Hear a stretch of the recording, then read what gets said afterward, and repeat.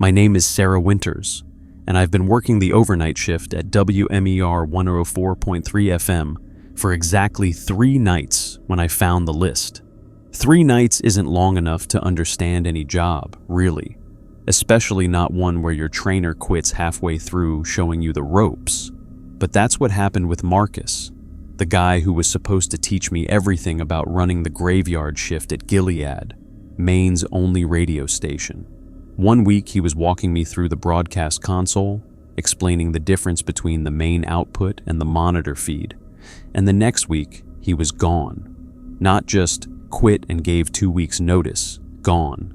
More like cleaned out his locker in the middle of the day and never came back, gone.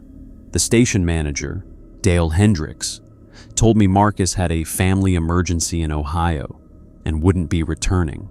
When I asked if I could get his number to ask some follow-up questions about the equipment, Dale's face did this weird thing, like a window shade snapping shut, and he said Marcus didn't want to be contacted about work stuff anymore. Then he handed me a 3-ring binder with overnight protocols written on the spine in faded marker and told me I'd figure it out. So there I was on my first solo shift, sitting in a broadcast booth that smelled like stale coffee and the particular kind of dust that accumulates on electronics, trying to figure out why the playlist automation kept skipping track 4 on every rotation.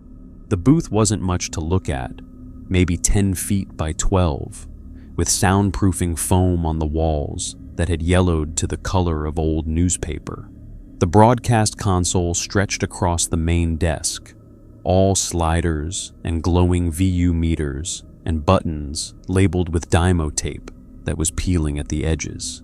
To my left, a production computer that still ran Windows 7. To my right, a phone system with more lines than a station our size should need, and a window that looked out over the parking lot. It was 11:47 p.m. on a Thursday in October. Beyond that window, the parking lot sat empty, except for my '09 Honda Civic, looking small and vulnerable under the single sodium lamp that worked. The other 3 lampposts stood dark, their bulbs burned out months or maybe years ago. Beyond the parking lot, Route 202 stretched away into pine forest, so thick and dark it looked like a solid wall. This far north in Maine, this late in October, full dark came early and stayed late. The kind of dark that makes you understand why people used to be afraid of the woods. I'd moved to Gilead 2 months earlier, fresh out of a communications degree from Maine that had qualified me for exactly nothing in the current job market. WMER wasn't exactly my dream gig. I'd wanted to work at one of the Portland stations, maybe do morning drive time eventually, but it was a job in my field, and the overnight shift paid an extra $2 an hour. In a town where rent was cheap, but everything else was expensive, that $2 mattered.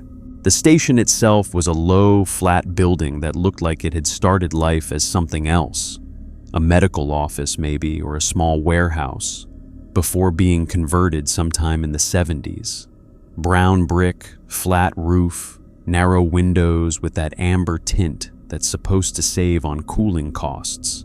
It sat at the edge of town where Gilead proper gave way to unincorporated township, close enough to broadcast to our coverage area, but far enough out that the land had been cheap when someone built it.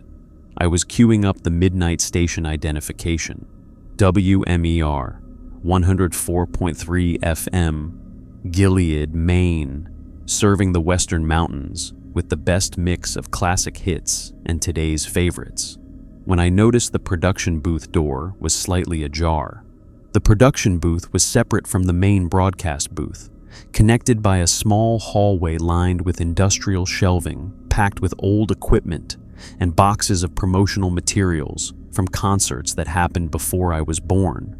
The production booth was where DJs recorded commercials and station liners, where the production director edited audio during day shifts.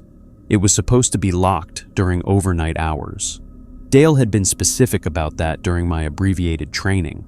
Production booth stays locked from 10 p.m. to 6 a.m., he'd said, jangling his keyring. You don't need to go in there during your shift. Everything you need is in the main booth. But now the door was open, just a few inches, and a thin bar of darkness leaked out into the hallway. I told myself it was nothing. Maybe the last person to use it hadn't pulled the door completely shut. Maybe the latch was worn. Old buildings did weird things. Doors that didn't hang quite right. Frames that had shifted over decades until nothing closed properly anymore. The Midnight ID finished playing, and I started the automated playlist for the top of the hour. The console showed everything running smoothly. Levels good, signal strong, no dead air. I had a solid 20 minutes before I needed to do anything else. Enough time to close that production booth door properly. I stood up, my chair creaking in a way that seemed too loud in the quiet booth.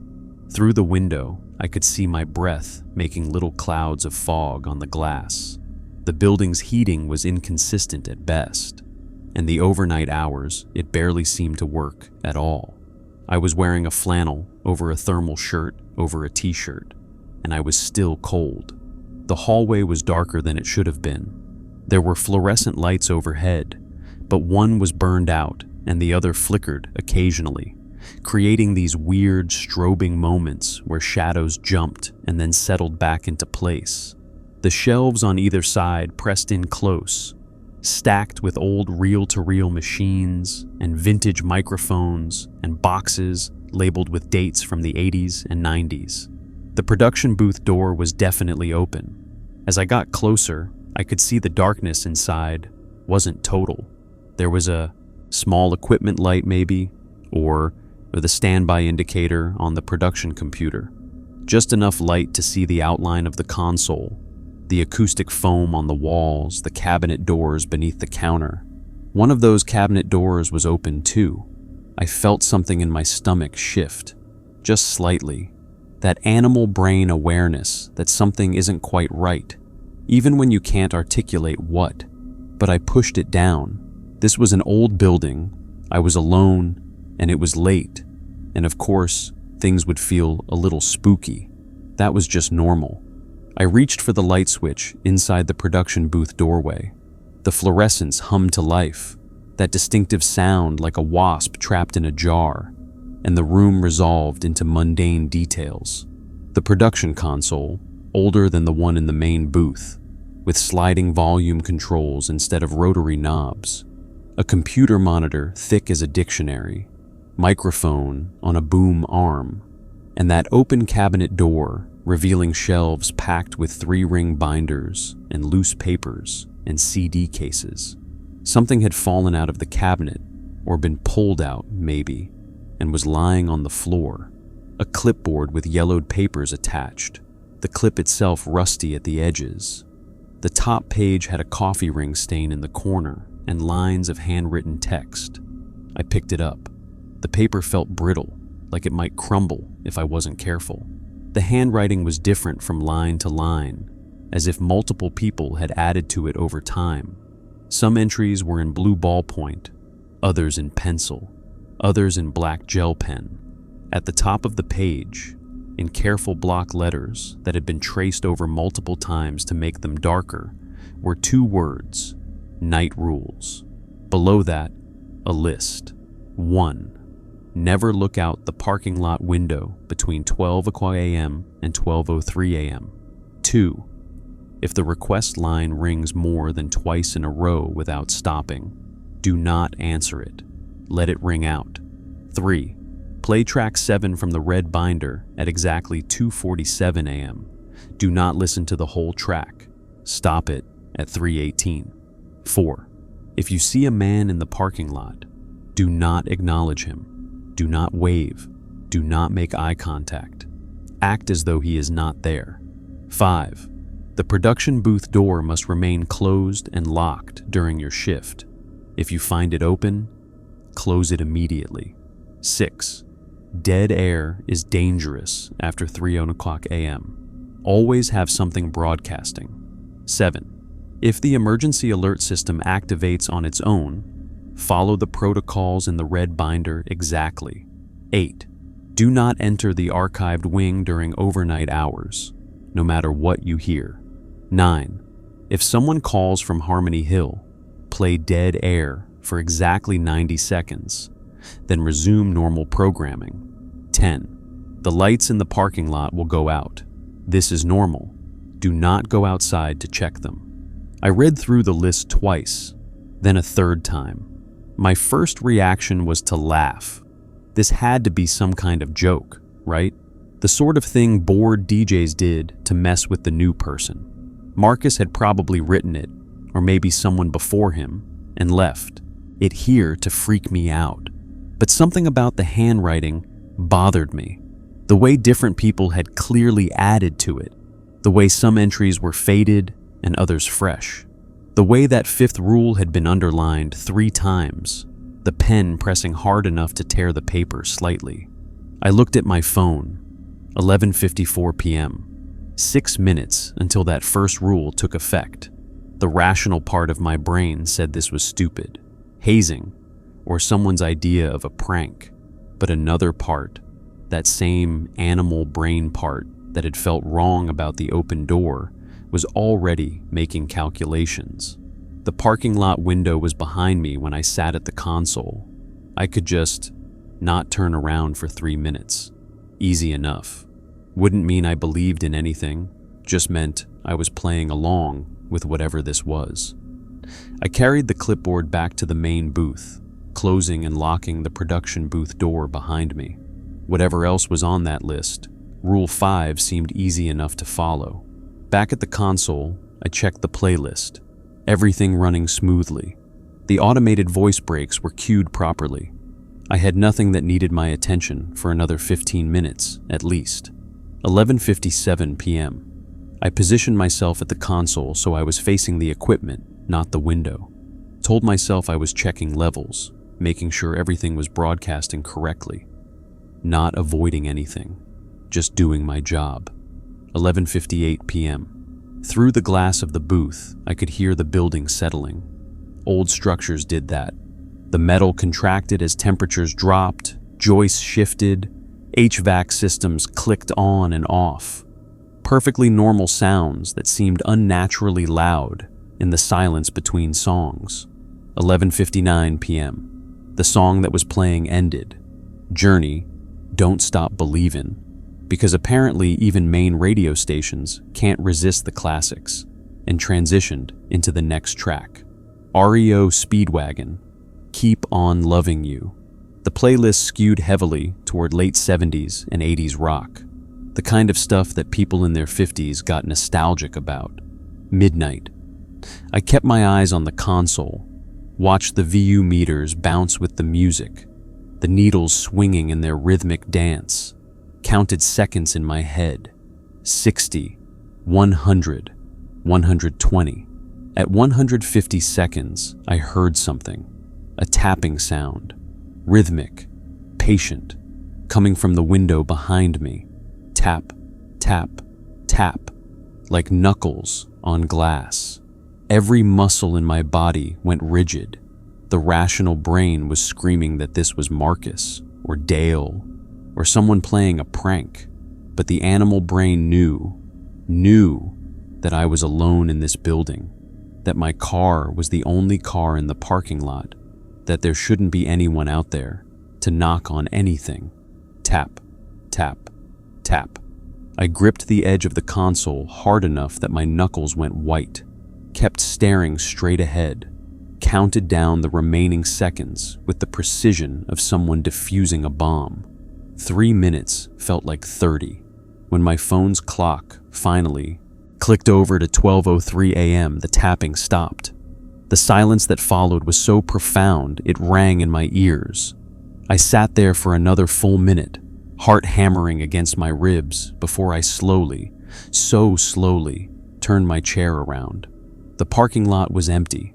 My Civic sat alone under the working sodium lamp. The pine forest pressed dark against the edges of the property. Nothing moved. No one stood there.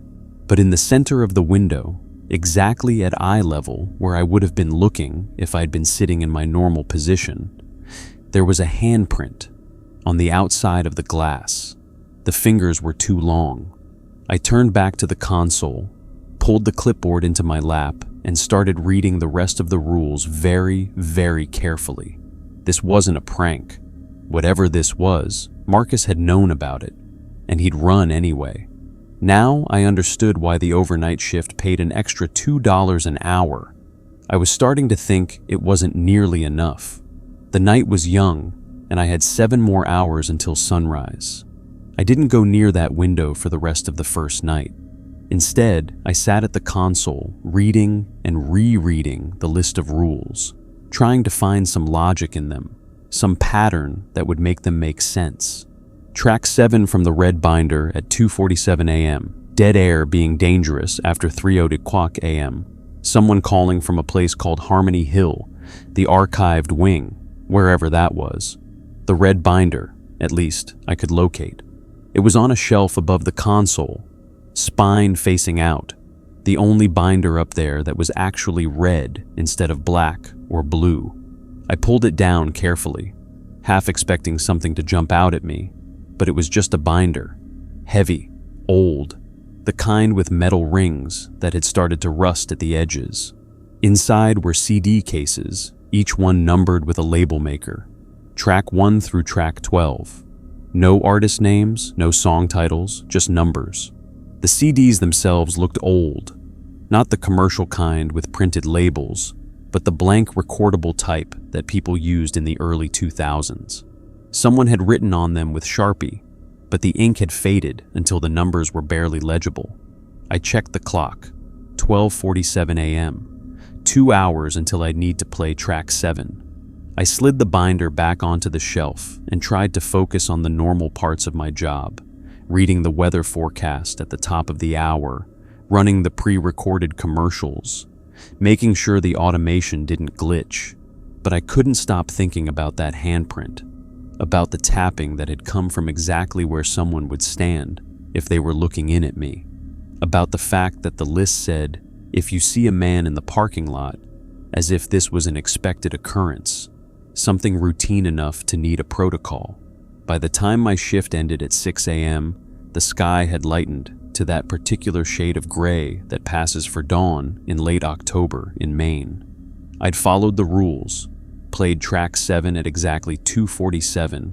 It was 3 minutes and 18 seconds of static with something underneath it, something that might have been voices or might have been my imagination.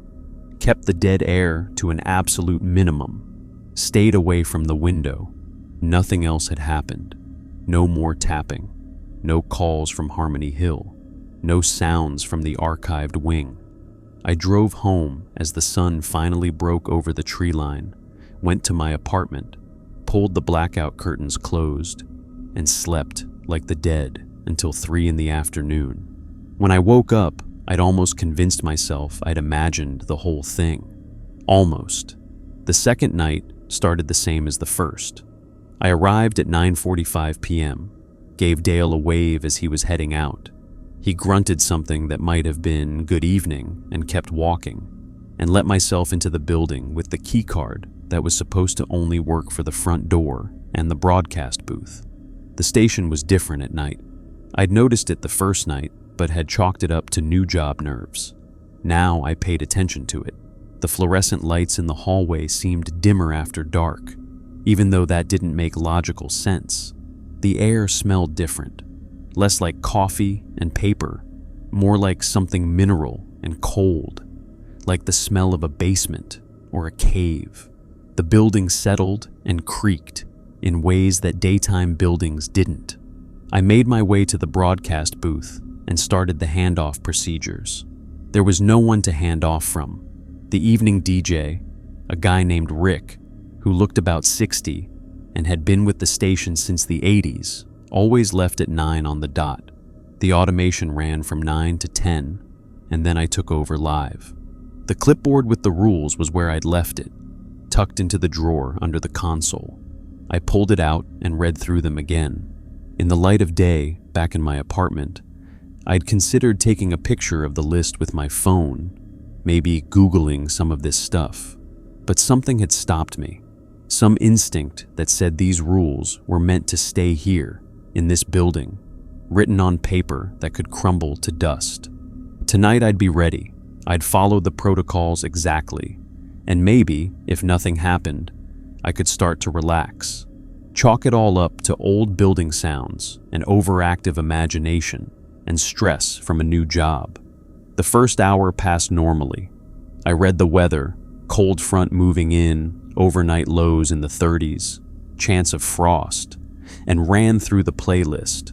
Classic hits, REO Speedwagon and Journey and Boston and all the other bands that people my age knew mostly from ironic party playlists but that people in rural Maine genuinely loved. At 11:15, the request line rang. I looked at the phone system. Line 3 was lit up, blinking red in the dimness of the booth. The request line wasn't heavily used during overnight hours. Most people were asleep. But occasionally someone working a late shift or driving through would call in to request a song. I picked up the handset. WMER 104.3. You're on with Sarah. Silence.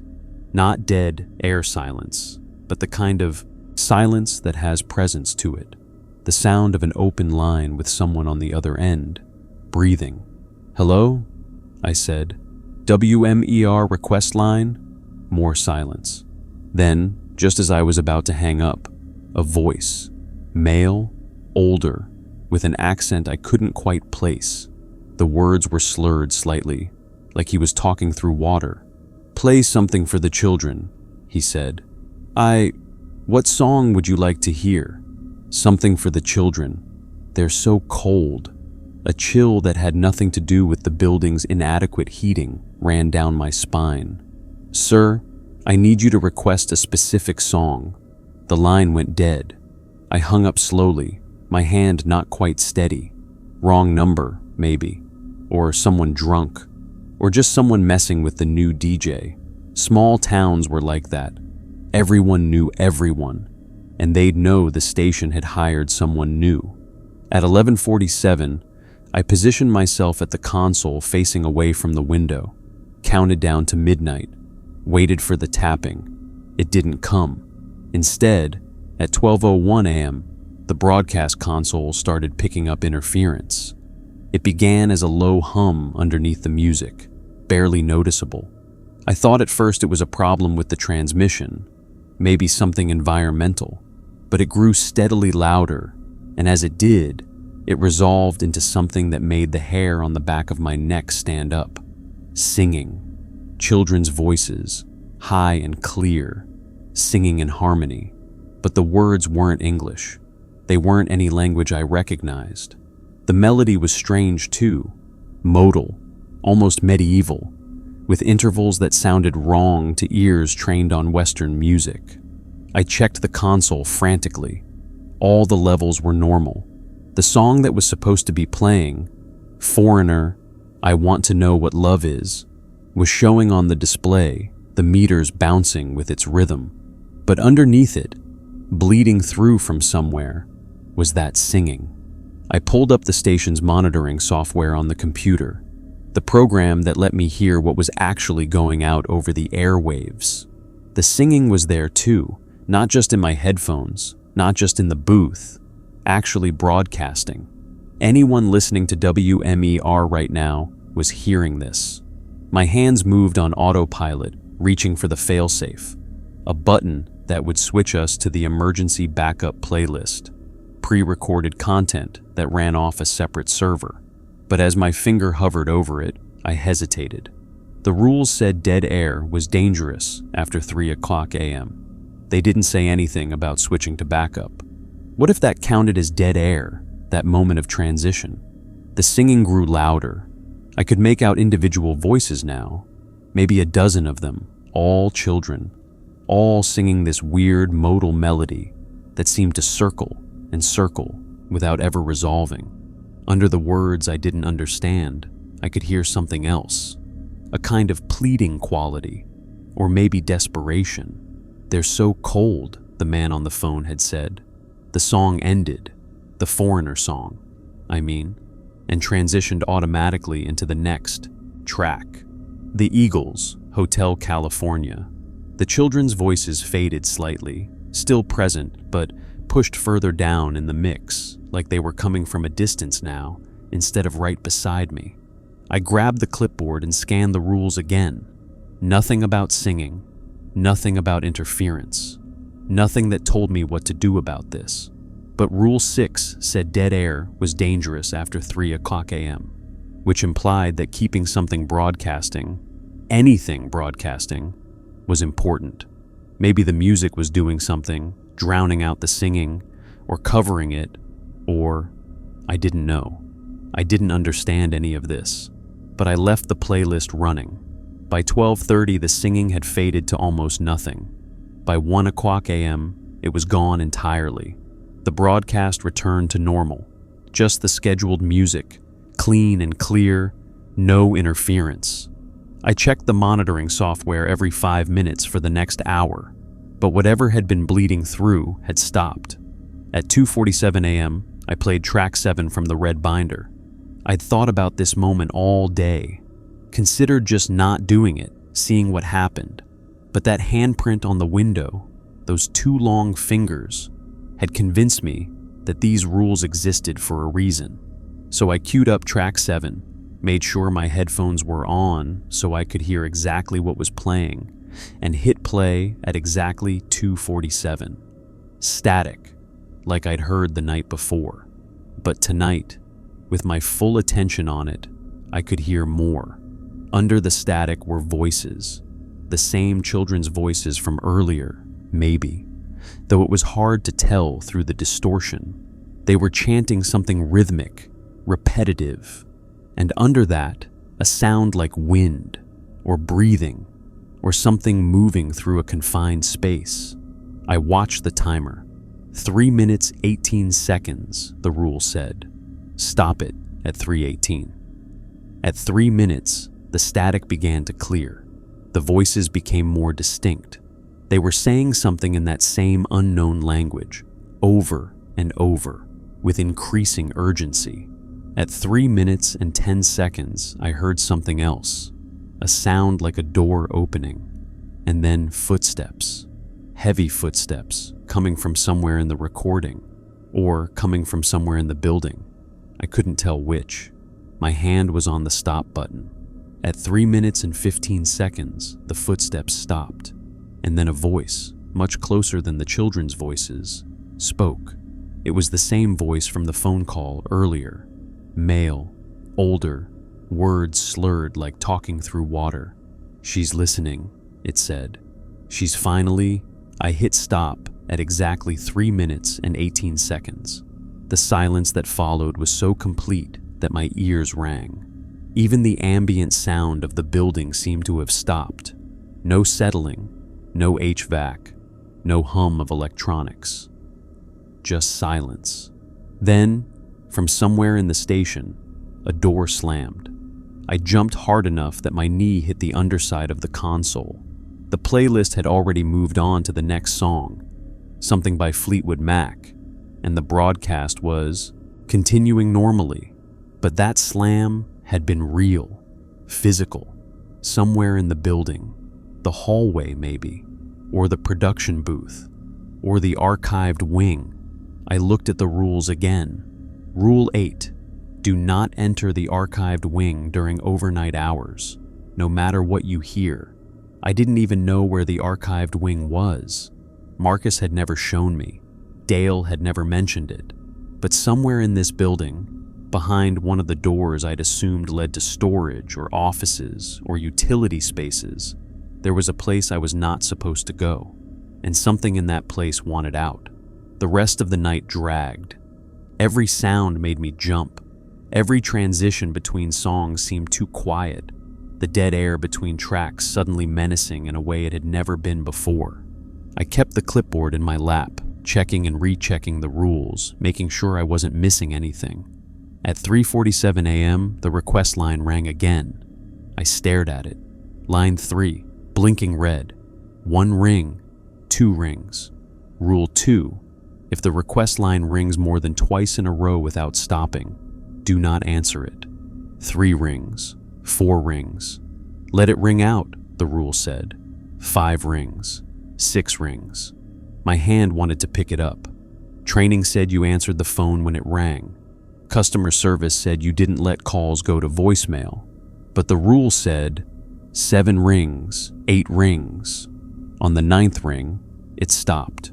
The silence after was worse than the ringing. I sat there, staring at the phone, waiting for it to start again.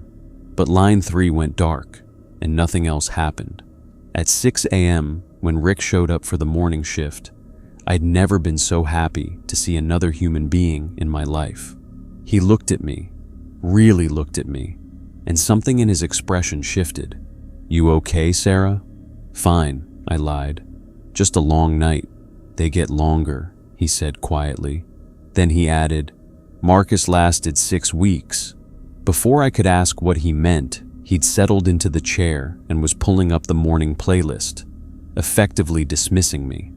I drove home in the gray dawn light, but this time I couldn't convince myself I'd imagined anything. The children singing had been real. The voice on track 7 had been real. That door slamming had been real. And I had 4 more nights this week. As I pulled into my apartment complex, my phone buzzed. A text from a number I didn't recognize. "Don't look up the reformatory. Don't ask about Harmony Hill. Just follow the rules. M. Marcus." Somehow, Marcus was texting me, which meant he knew what had happened to me tonight, which meant he'd experienced it too, which meant it was going to keep happening. I parked and sat in my car for a long time, watching the sun climb higher over the pine trees, trying to decide whether to quit or go back tonight. In the end, rent was due in 2 weeks, and I needed this job. I'd go back. I'd follow the rules. But first, despite Marcus's warning, I was going to find out what the hell a reformatory was, and why children's voices were bleeding through our broadcast in Motoant, the middle of the night. I didn't look up the reformatory, not because Marcus had told me not to, though his text message sat in my phone like a warning flare, but because when I got home that morning and opened my laptop, my internet was out. Not just slow, not just spotty, but completely dead. The modem sat there with all its lights off, except the power indicator, like something had reached through the cable line and strangled the connection. I called the provider. They said there was no outage in my area. They ran diagnostics. Everything showed fine on their end. They scheduled a technician for 3 days out. 3 days? Right. I told myself it was just coincidence. Old building, old wiring, these things happened. But I kept thinking about that text from Marcus. Don't look up the reformatory, as if he'd known I'd try. I slept poorly, woke up at 2 in the afternoon, and spent the rest of the day trying not to think about the night ahead. I made coffee. I watched television, local news, nothing that mattered, just noise to fill the apartment. I avoided looking at my laptop, sitting closed on the kitchen table, dark and useless.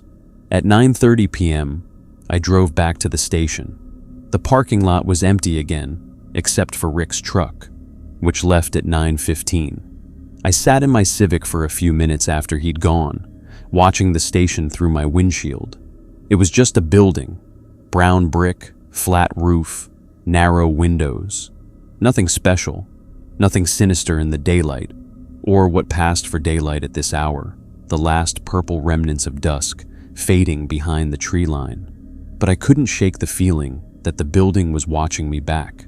Inside, the hallway lights flickered their usual greeting. The smell was there again, that mineral underground smell that didn't belong in an above-ground structure. I made my way to the broadcast booth, locked the door behind me, a habit I'd developed after the first night, and settled in for the handoff. The clipboard was in the drawer where I'd left it. I pulled it out and read through the rules again, paying special attention to Rule 9.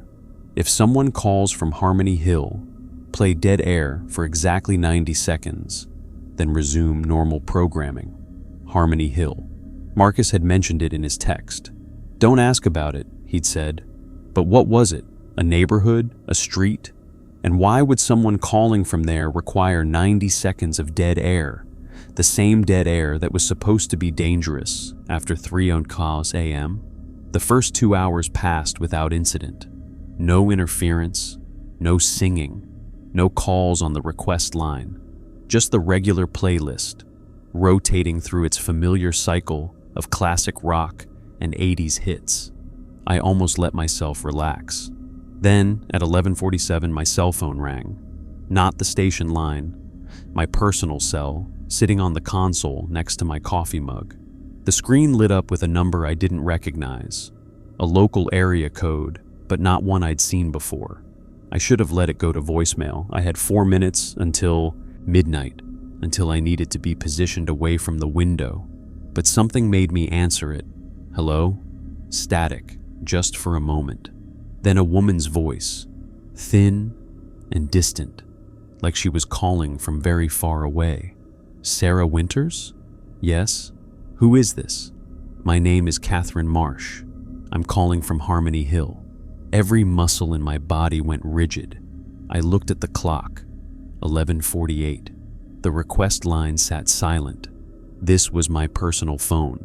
The rule said if someone calls from Harmony Hill, but it didn't specify which line. Did it matter? Was this covered by the rule? I'm sorry. I don't know any Harmony Hill, I said carefully. Of course you don't, dear.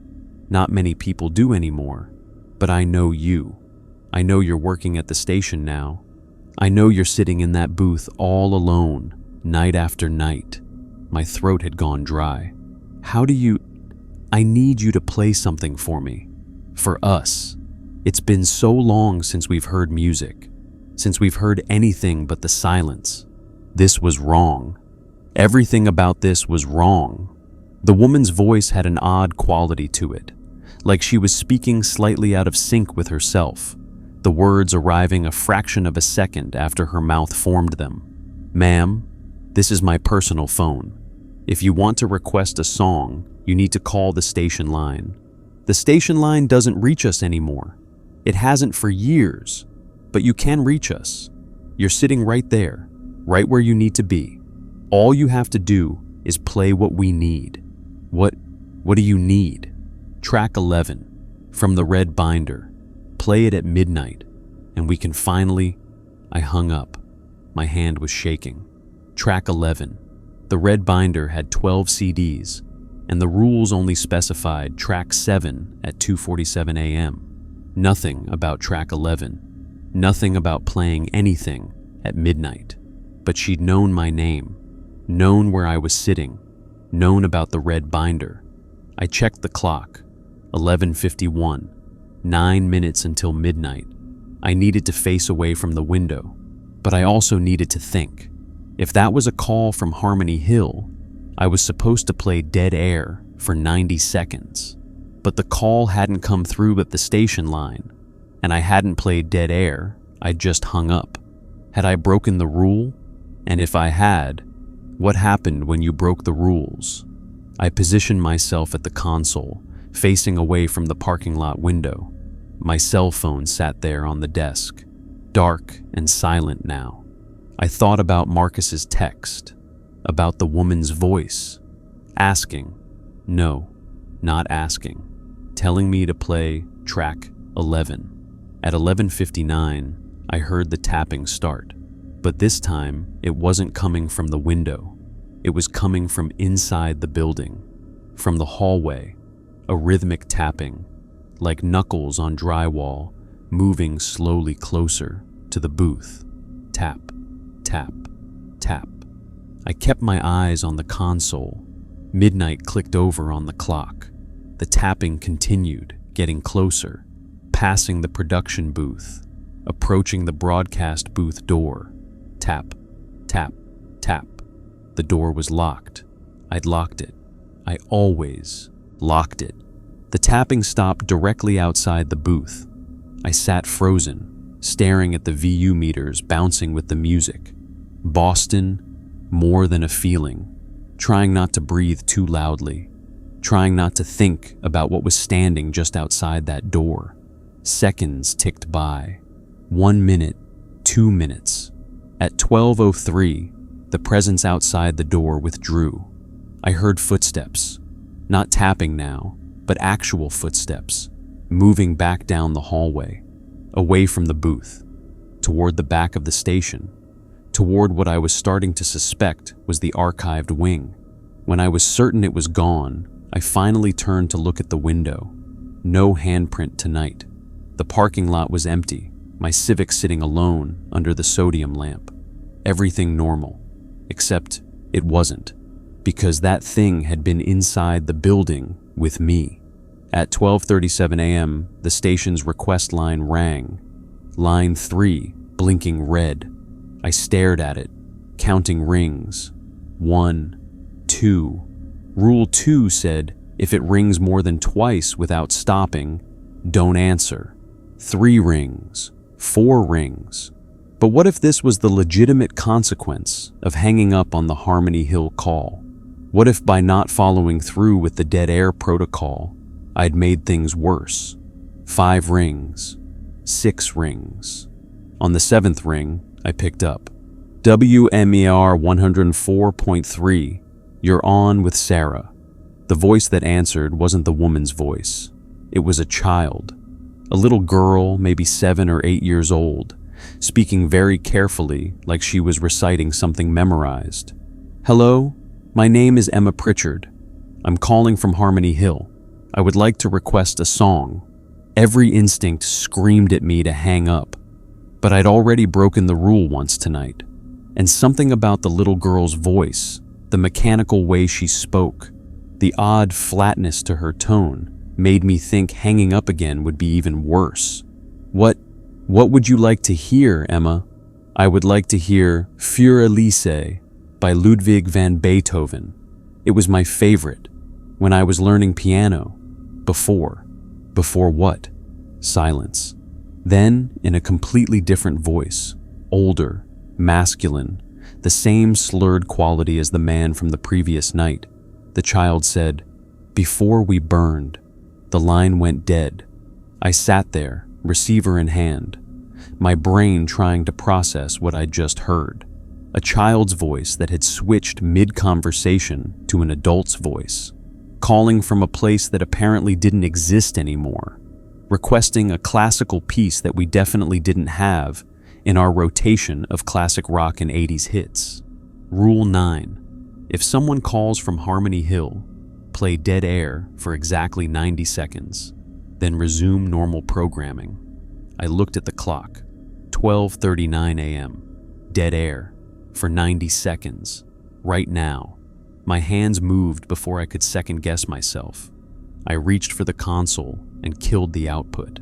The song that was playing, something by the Doobie Brothers, cut off mid-verse.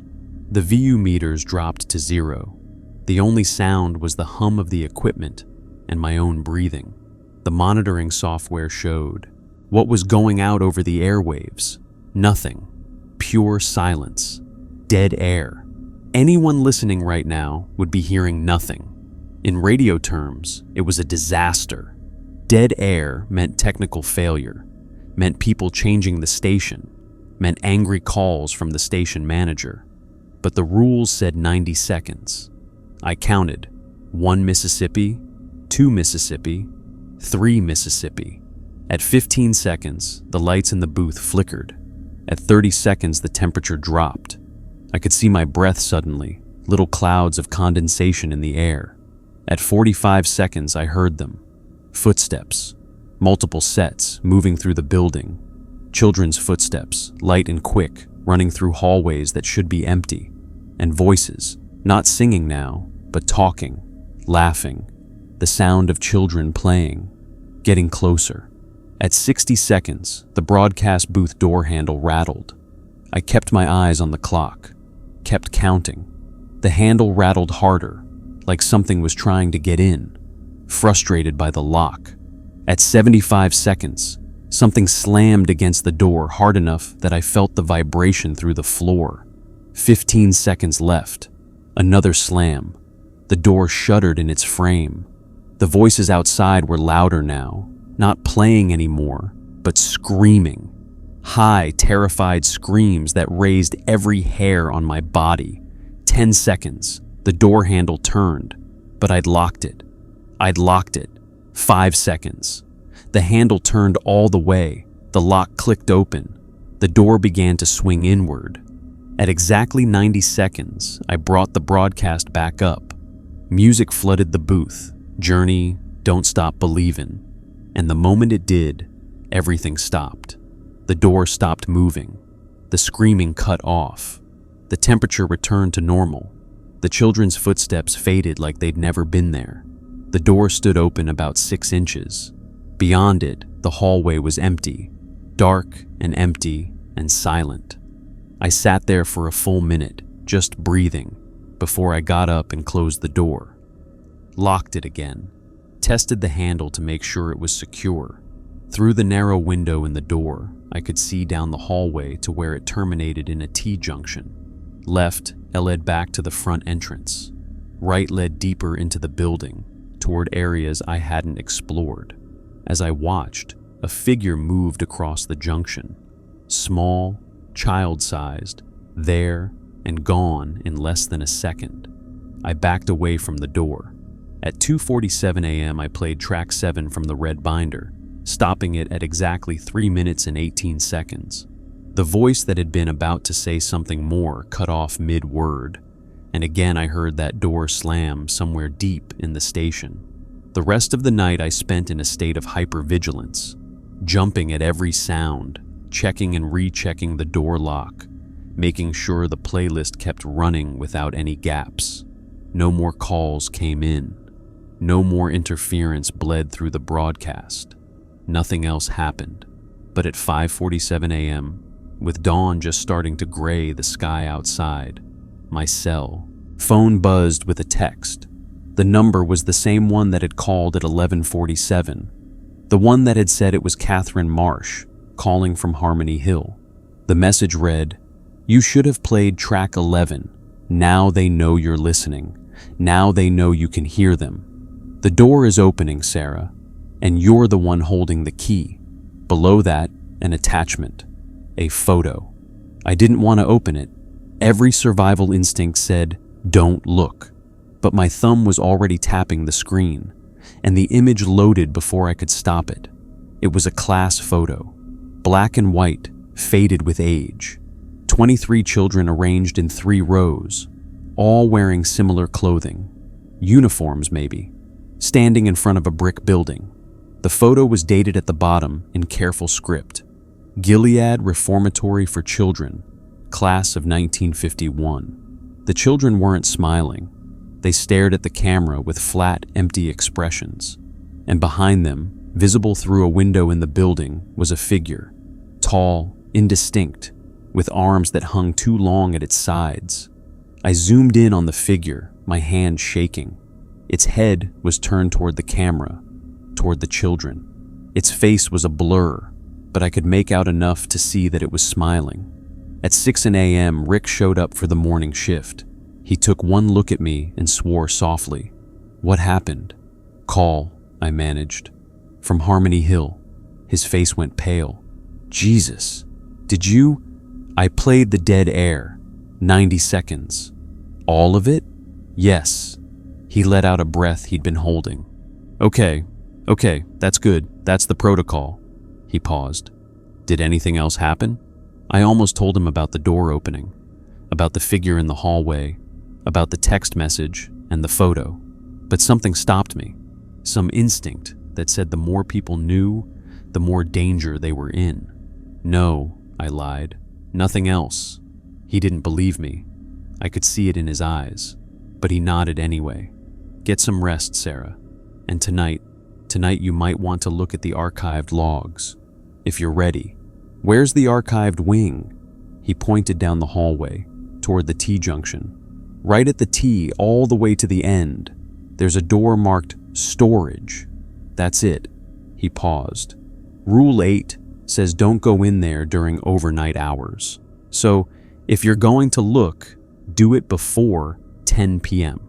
I drove home in the full morning light, but the sun didn't make me feel any safer.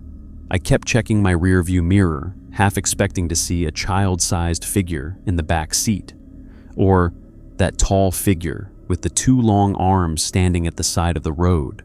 Back in my apartment, I sat on my couch with my phone in my hand, staring at that class photo. 23 children who had attended the Gilead Reformatory for Children in 1951. The year before, it closed under mysterious circumstances, according to what I'd found in the archives. The year before, something happened that no one wanted to talk about. I thought about the little girl's voice on the phone before we burned, and I thought about the rules, all those rules written by different people in different inks, added to over years by overnight DJs who had sat in that booth and experienced what? What had they seen? What had they heard? Marcus had lasted 6 weeks, Rick said. How long had the others lasted? How long would I last?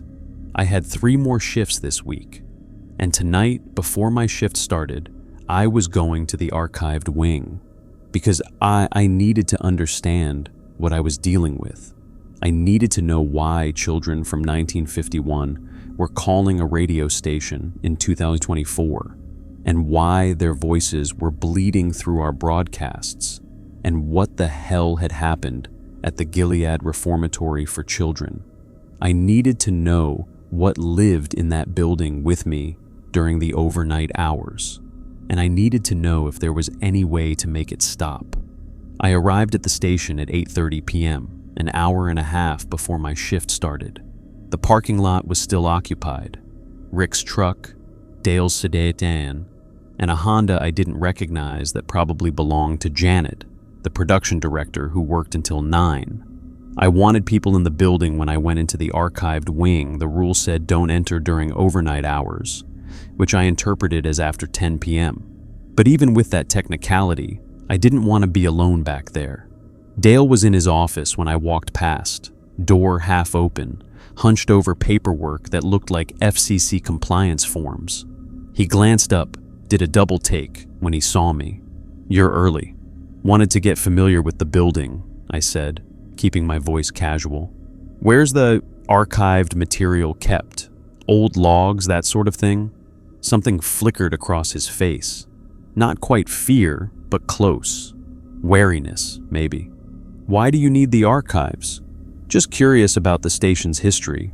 How long has WMER been broadcasting?" He studied me for a long moment. "Since 1957. We were the first FM station in the county." He paused. "The archives are in the storage room at the end of the east hallway, but there's not much of interest there. Just old logs and paperwork. Mind if I take a look?" "Be my guest. Door's unlocked." He turned back to his paperwork, effectively dismissing me, but I saw his hand reach for his phone as I walked away. Calling someone, maybe, or texting, warning them that I was asking questions. The hallway stretched ahead of me, fluorescent lights buzzing overhead. During the day, with people in the building, it felt almost normal, just an old station, nothing sinister about it, but I could still smell that mineral scent, stronger as I walked toward the T-junction. At the junction, I turned right. The hallway here was narrower, lined with doors. Some were labeled production, sales office, break room, but most were unmarked. At the very end, maybe 40 feet down, was a door with a placard that read storage in faded plastic letters. I tried the handle. Unlocked, like Dale had said. The door opened onto darkness. I fumbled for a light switch, found one on the wall just inside the door frame.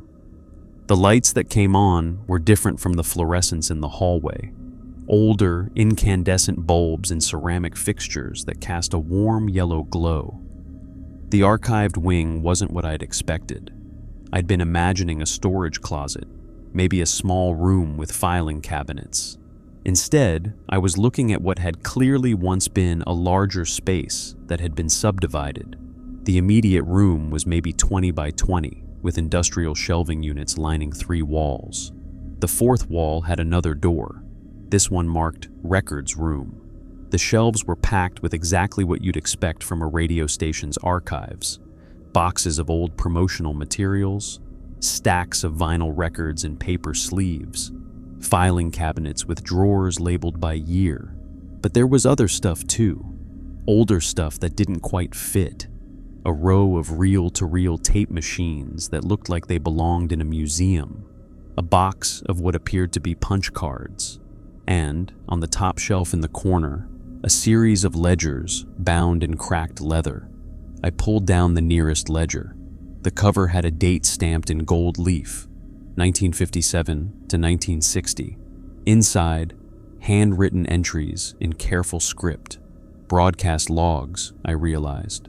Daily records of what had aired, when, and who had been on duty. Each entry was signed by the DJ on shift. I flipped through, looking for overnight entries. The station had apparently run 24 hours from the beginning, though the overnight programming in those early years seemed to be mostly automated, recorded music blocks with minimal interruption. But starting in 1958, there were notes in the margins. Small at first, easy to miss. Interference at 0247. Source unknown. Phone line active, but no caller. Temperature drop in booth during overnight. Reported to maintenance. The notes grew more frequent as I paged through 1959. And in 1960, I found the first mention of the rules. October 14th, 1960. Overnight DJ, Jim Holloway, reported unusual activity, implemented first protocols, see attached, but there was nothing attached, just that note, and then the logs continued normally for a few more months. I pulled down the next ledger, 1961 to 1964. More notes, more frequent. Multiple DJs now, each adding their observations. Protocols effective. Maintain current procedures. Caller from demolished neighborhood. Followed emergency procedure. Do not acknowledge figure in parking lot under any circumstances. In 1963, an entry that made my blood run cold. June 3rd, 1963. DJ Michael Reeves hospitalized following overnight shift. Reported he looked out window during restricted hours. Claims to have seen what was looking back. Not coherent. Recommend protocol revision. The next entry, a week later, in different handwriting. Michael Reeves, deceased June 10th, 1963. Official cause, heart failure. He was 24 years old. New rule, window protocols are mandatory, not optional. I set the ledger down with shaking hands. Someone had died. A DJ had broken the window rule and died a week later, at 24 years old, from heart failure. I thought about that handprint on the window, those two long fingers. What had Michael Reeves seen when he looked? I moved to the next section of shelving, where boxes were labeled by decade. I pulled down one marked 1950s, pre-broadcast. Pre-broadcast, before the station went on air. Inside were newspaper clippings, all from the Gilead Herald and other local papers. I spread them out on the floor, reading by the yellow light of those old bulbs. The first clipping was dated March 15th, 1952. Reformatory fire claims 23 lives. A devastating fire swept through the Gilead Reformatory for Children last night, claiming the lives of 23 students and 2 staff members. The blaze, which started shortly after midnight, trapped the children in the East Wing dormitory. Survivors reported that the fire doors had been locked from the outside, preventing escape. It was like the building wanted to keep them inside, said maintenance worker Charles Morrison, one of the first responders. The doors wouldn't open, not even when we hit them with axes. By the time we got through, it was too late.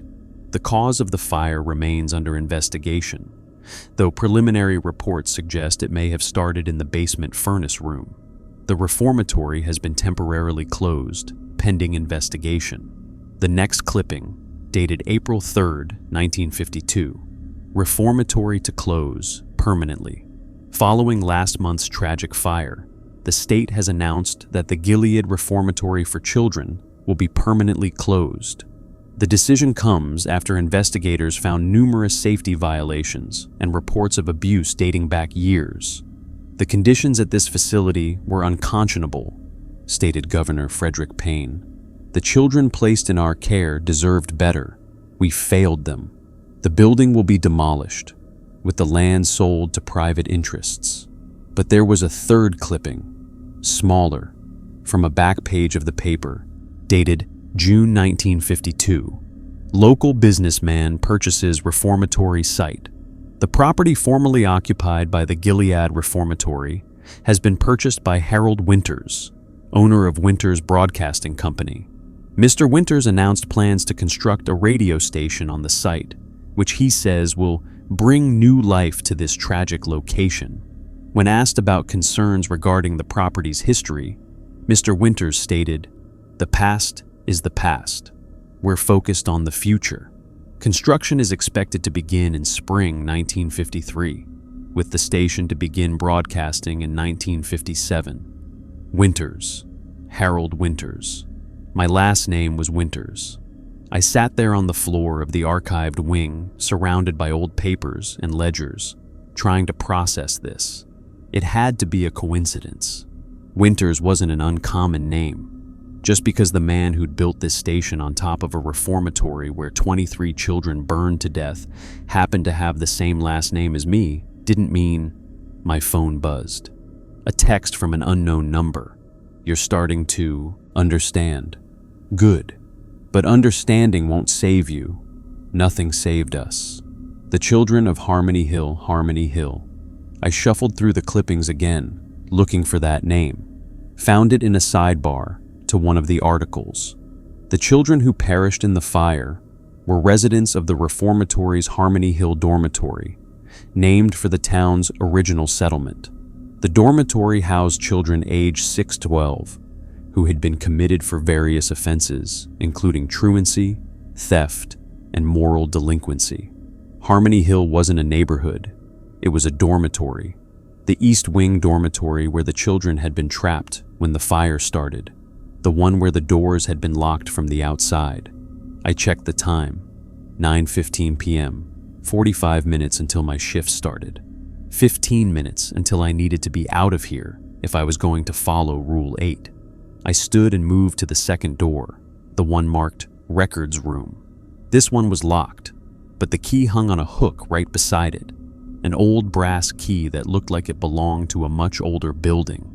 The lock turned with a heavy click.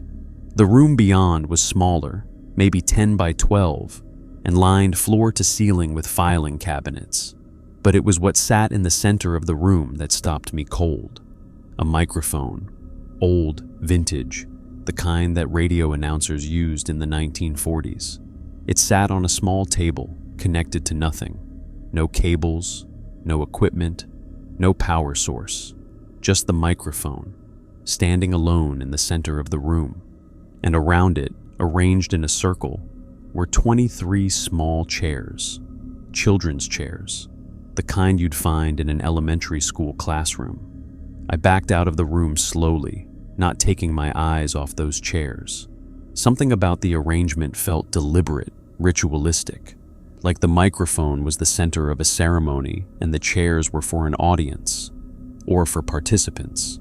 I locked the door, hung the key back on its hook, and was about to leave the archived wing when I noticed one more box on the bottom shelf. Unlike the others, which were labeled with years or categories, this one just said, Protocols, Original. I pulled it down and opened it. Inside was a single sheet of paper, yellowed with age, covered in that same careful handwriting from the earliest ledgers. At the top, a date, November 1957. Below that, the original rules, overnight broadcasting protocols. The site upon which this station is built contains residual energy from a tragic event. The following protocols have been established to maintain safe broadcasting conditions. 1. Maintain continuous broadcast between 12 o'clock a.m. and 6 o'clock a.m. Silence allows penetration. 2. Do not acknowledge entities attempting contact through visual means. 3. Certain frequencies must be broadcast at specific times to maintain the barrier. See attached schedule. 4. Phone contact from former site residents should be treated as active breaches.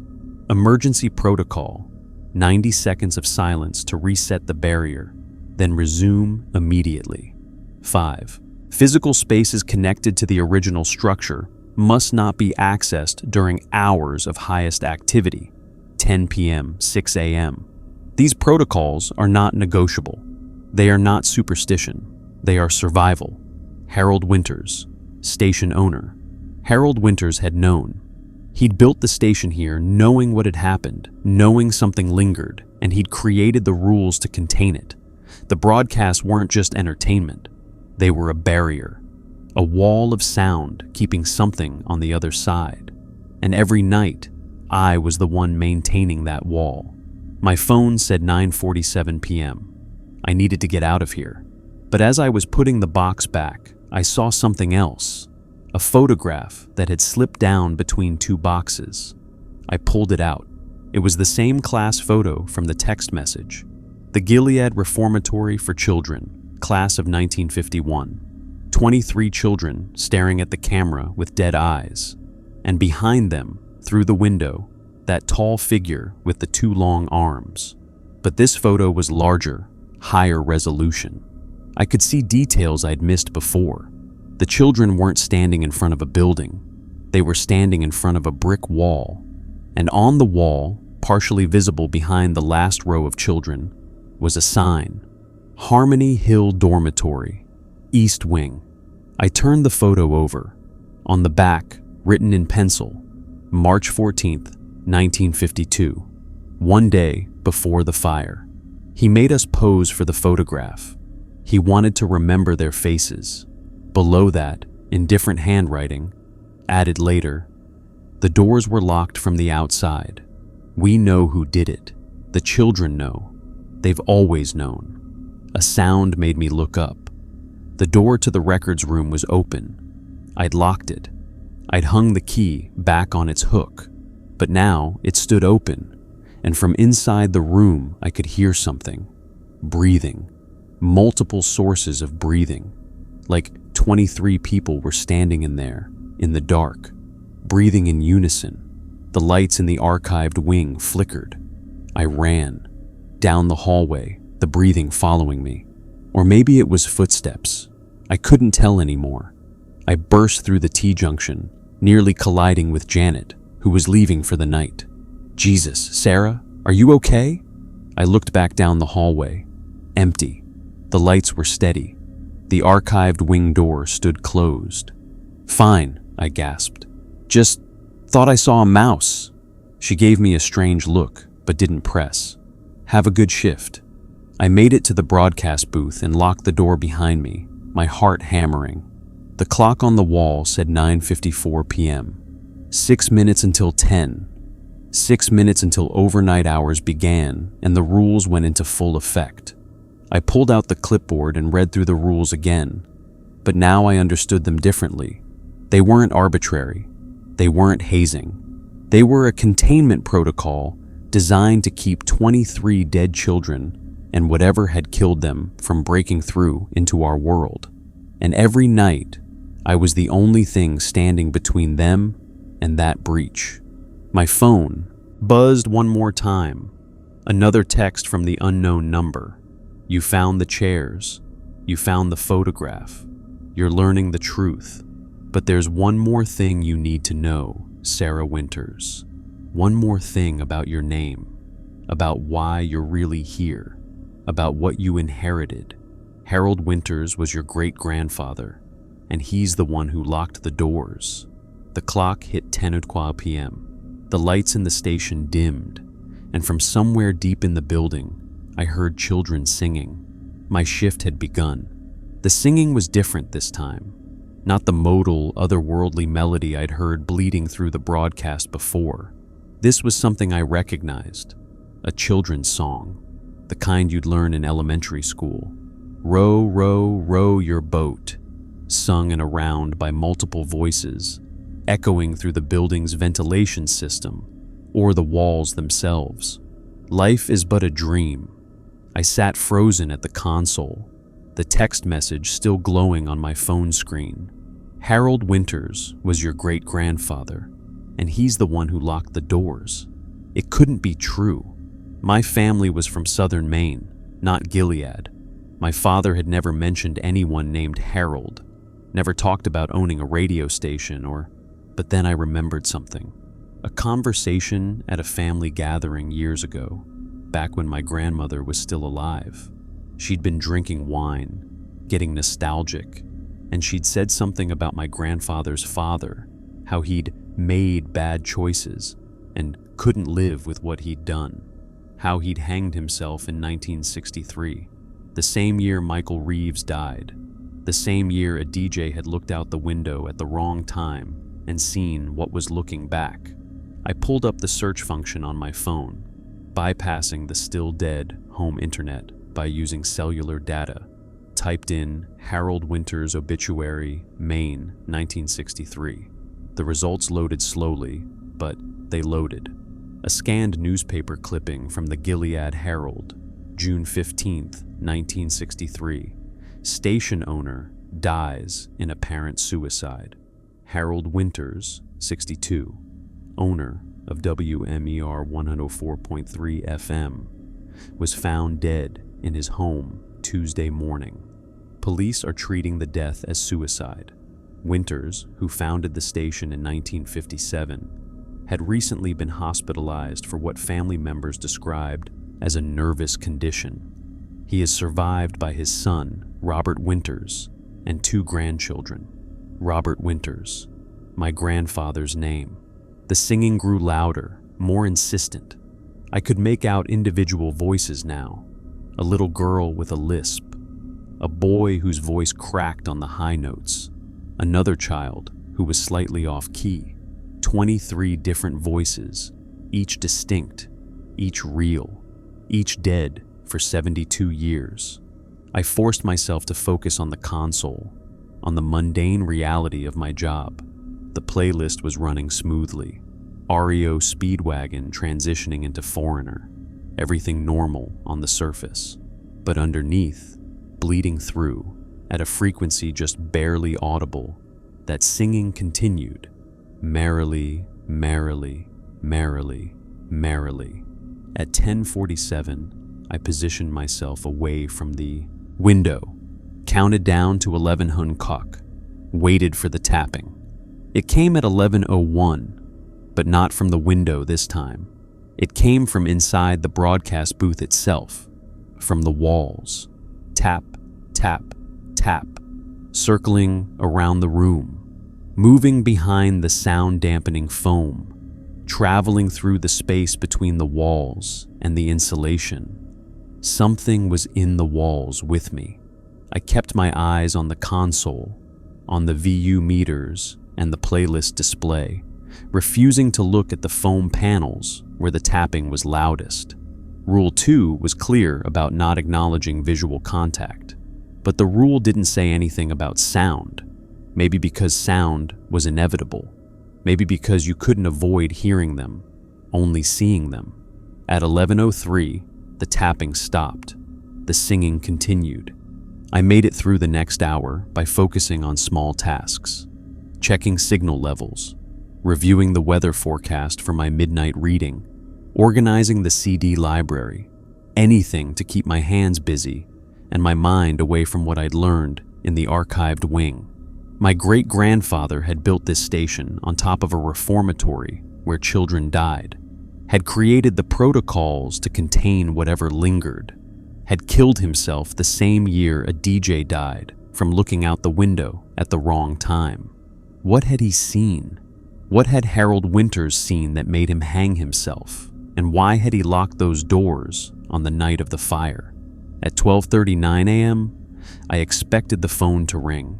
The Harmony Hill call had come at that time last night, but line 3 stayed dark and my cell phone remained silent. Instead, at 12:43, something else happened. The emergency alert system activated. I'd been trained on the EAS during my abbreviated orientation with Marcus. It was a system that allowed government authorities to broadcast emergency messages, weather warnings, amber alerts, that sort of thing. When it activated, it was supposed to interrupt regular programming with a distinctive tone, followed by the emergency message, followed by another tone. The system was tested once a week during daytime hours. It was never supposed to activate on its own, but the EAS was activating now. The console lit up with warning indicators. The broadcast automatically cut away from the playlist to the EAS feed. I heard the familiar tones, that harsh, attention-grabbing sound designed to make people stop and listen. But what followed wasn't in English. It was that language again, the one from the children singing, from the interference. Syllables that didn't quite fit together right, consonants that human mouths shouldn't be able to form. The voice delivering the message was mechanical, text-to-speech, but wrong somehow. Like someone had fed ancient words into modern technology, and the technology was struggling to parse them. I looked at Rule 7. If the emergency alert system activates on its own, follow the protocols in the red binder exactly. The red binder. I grabbed it from the shelf, nearly dropping it in my haste. Inside, tucked into a pocket, in the front cover was a laminated card, labeled EAS Emergency Protocol. The instructions were simple. 1. Do not attempt to stop the broadcast. 2. Let it finish, no matter what you hear. 3. Do not leave the booth. 4. Do not answer the phone. 5. After it ends, play track 12 immediately. 6. Document the time and duration in the overnight log. Let it finish, no matter what you hear. The mechanical voice continued, speaking those impossible words. And as it spoke, things began to happen in the booth. The temperature dropped first, not gradually, instantly, like someone had opened a freezer door. My breath came out in great white clouds. Frost began forming on the inside of the window, creeping across the glass in delicate fern patterns. Then the lights started to fail. Not all at once. One by one, starting with the fluorescence in the hallway outside the booth and working inward. I watched through the booth's window as the hallway went dark, section by section, the darkness advancing like a living thing. The booth lights flickered, but held. The mechanical voice grew louder, more insistent. I could see the VU meters pinned in the red now, the broadcast signal over-modulating, but I couldn't stop it. The protocol said, let it finish. From the hallway came sounds, footsteps, not just children's footsteps this time, heavier treads, adult-sized, and voices speaking in that same strange language, a conversation, maybe, or a chant, growing louder as the speakers approached the booth. The frost on the window had spread to cover the entire pane. I couldn't see out anymore, couldn't see what was in the hallway, but I could hear them gathering outside the door. My phone, sitting on the console, began to buzz, not ringing, just vibrating continuously, like it was receiving 1,000 text messages all at once. I flipped it face down, following the protocol. Do not answer the phone. The EAS broadcast continued. 3 minutes now. 4 minutes. How long was this supposed to last? At 5 minutes, I heard someone try the door handle.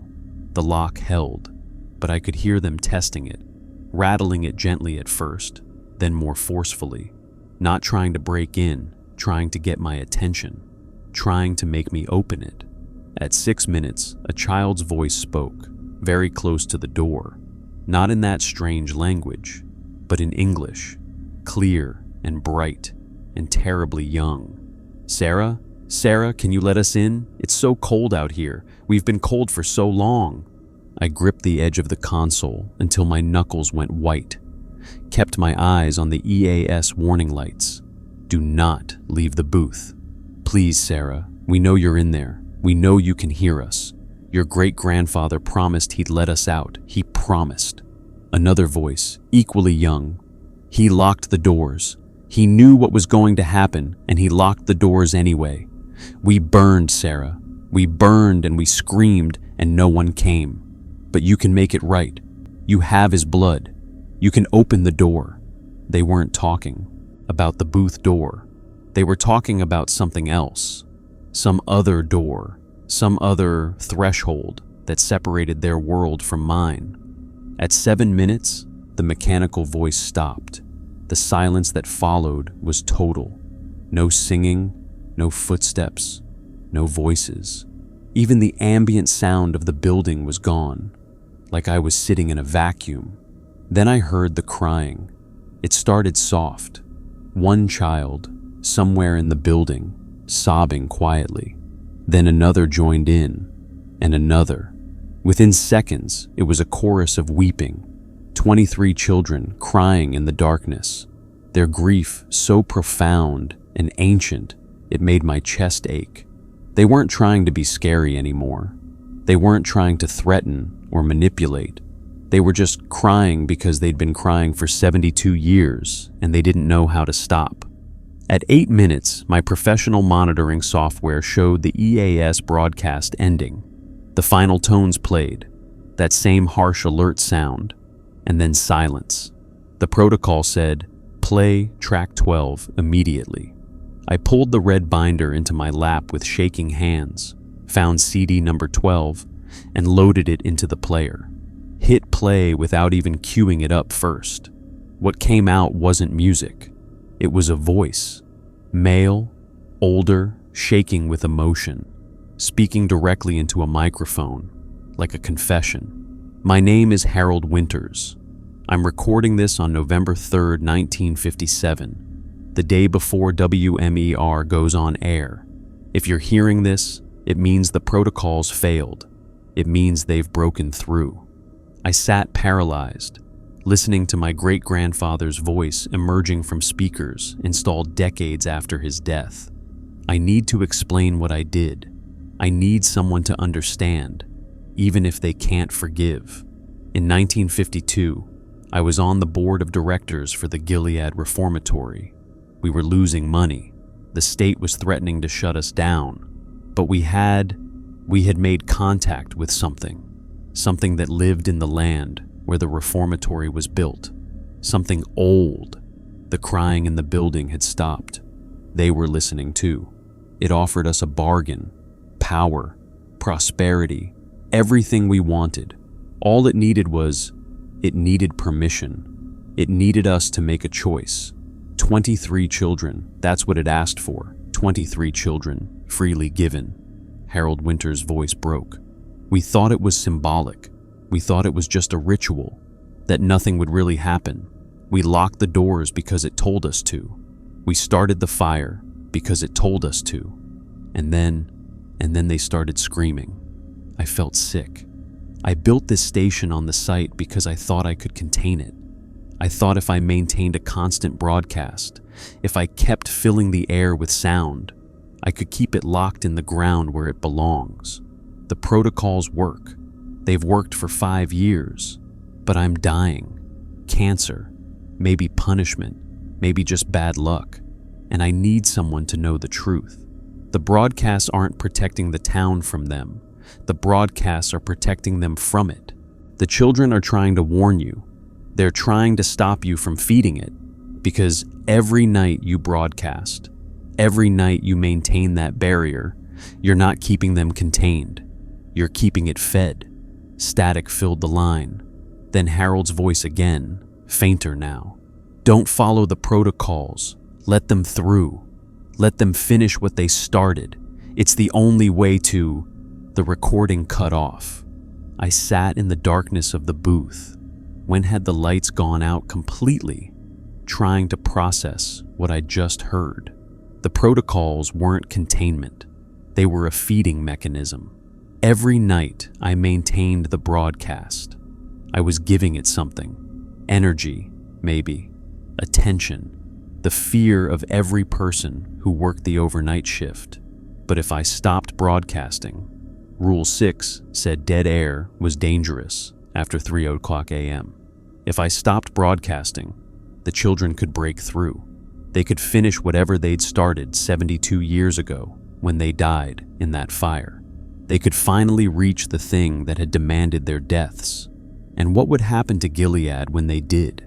The lights in the booth flickered back on. The playlist had automatically resumed. Journey, Separate Ways, playing like nothing had happened. The temperature returned to normal. The frost on the window began to melt, water running down the glass in rivulets. My phone stopped buzzing. I checked the time, 12:51 a.m.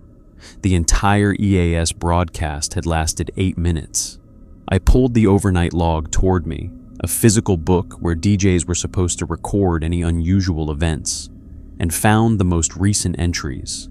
They went back months, each one documenting an EAS activation. June 15th, EAS activated, 12:43 a.m. Duration, 8 minutes. Followed protocol. Rick, June 22, EAS activated, 12:43 a.m. Duration, 8 minutes. Followed protocol. Marcus, June 29, EAS activated, 12:43 a.m. Duration, 8 minutes. Getting worse. Don't know how much longer I can do this. Marcus, every week. It happened every week, like clockwork. And every DJ who worked the overnight shift had heard that recording, had learned the truth, and they'd kept following the protocols anyway. Because what was the alternative? Let it happen? Let those children break through and destroy whatever that thing was, and maybe take the whole town with them? At 2:47 a.m., I played track 7 from the red binder, stopped it at 3 minutes and 18 seconds. The voice cut off mid-sentence, and I heard that door slam in the archived wing. The rest of the night passed in a fog. I moved through the routine mechanically, playing songs, reading weather, maintaining the broadcast. But my mind was elsewhere, turning over what I'd learned. Harold Winters had murdered 23 children as part of a bargain with something ancient and evil. Then he'd built a radio station on their graves and created protocols to keep them trapped while feeding the thing that killed them. And I was his great-granddaughter, his blood, which meant, somehow, I was connected to all of this in ways I didn't understand. At 5:30 a.m., with dawn still 30 minutes away, my cell phone rang. Not a text this time, an actual call from the same unknown number that had been messaging me. I picked up. Hello? Sarah, a woman's voice. Not Catherine Marsh from Harmony Hill. Someone else. This is Emma Pritchard. I called a few nights ago. The little girl whose voice had changed to an adult's, who had requested Beethoven and said, "Before we burned." "I'm listening," I said. "You heard the recording. You know the truth now. Your great-grandfather didn't just lock the doors, Sarah. He chose us specifically. 23 children with no families, no one to miss them. Children the world had already forgotten." "I'm sorry," I whispered. "I'm so sorry. We don't want your apology. We want our freedom. We want to finish what we started the night we died. We want to destroy the thing that killed us. And we've been trapped here for 72 years because of these protocols. But if I stop broadcasting, if I break the protocols, what happens to the town? What happens to the people listening?" "Nothing," Emma said. "The danger isn't to them. It's to the thing below.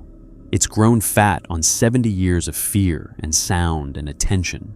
But we can kill it if you let us through. We can end this." "How do I know you're telling the truth? How do I know you won't hurt anyone?" Silence. "Then, you don't. You have to trust us. Or you have to trust your great-grandfather's protocols. The protocols of a child murderer who hanged himself rather than face what he'd done." The call ended. At 6 o'clock a.m., Rick arrived for the morning shift. He looked at my face and said, "You heard the recording?" I nodded. "Every week," he said quietly. "Every week it activates. And every week we have to listen to Harold Winters confess. And every week, we have to decide whether to keep following his protocols. Do you know what's true? Is it feeding the thing or containing it? I don't know. No one does. Marcus thought maybe both. That maybe the broadcasts do both. Keep them trapped and keep it fed. A closed system. He paused.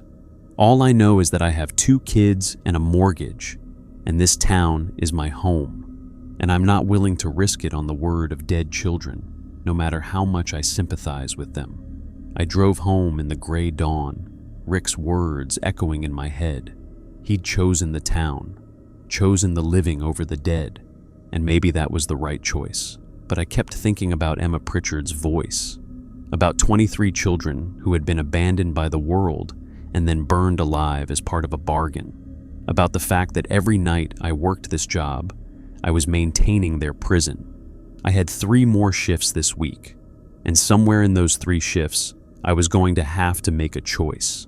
Follow the protocols and keep things as they were. Trapped children and fed monster and a town that went on living in ignorance. Or break the rules and see what happened when you stopped feeding something that had been eating for 72 years. I didn't sleep that day. I tried. I went through all the motions. Blackout curtains drawn, phone on silent, white noise machine running. But every time I closed my eyes, I heard Harold Winter's voice. 23 children, freely given. I saw that class photo, those dead eyes staring at the camera. I felt the weight of what I'd inherited. Not just a last name, but a legacy of murder and containment. By 2 in the afternoon, I gave up on sleep and made coffee. Sat at my kitchen table with my laptop, using cellular data to research what I could find about the reformatory fire. The official record was sparse. A tragic accident, faulty furnace, locked fire doors that shouldn't have been locked, an investigation that concluded with recommendations for better safety standards at state facilities. 23 children dead, 2 staff members dead, and the reformatory closed permanently. But in the comment sections of archived news articles, in local history forums, in the digital corners where people shared family stories, there were other narratives, whispers that the fire had been deliberately set, rumors about the board of directors and financial troubles, questions about why the doors had been locked from the outside, and one post from 2019 that made my blood run cold. My grandmother was a nurse at the reformatory in the early 50s. She quit 3 months before the fire. She never talked about why, but near the end of her life, when she had dementia, she kept saying the same thing over and over. They were calling something up from below. They drew circles and made promises. The children knew. The children always know. Circles and promises. A bargain with something old.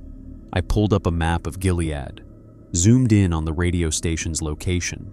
The property sat at the intersection of 2 old roads, Route 202 and what used to be called Harmony Hill Road before it was renamed Oak Street in the 1960s.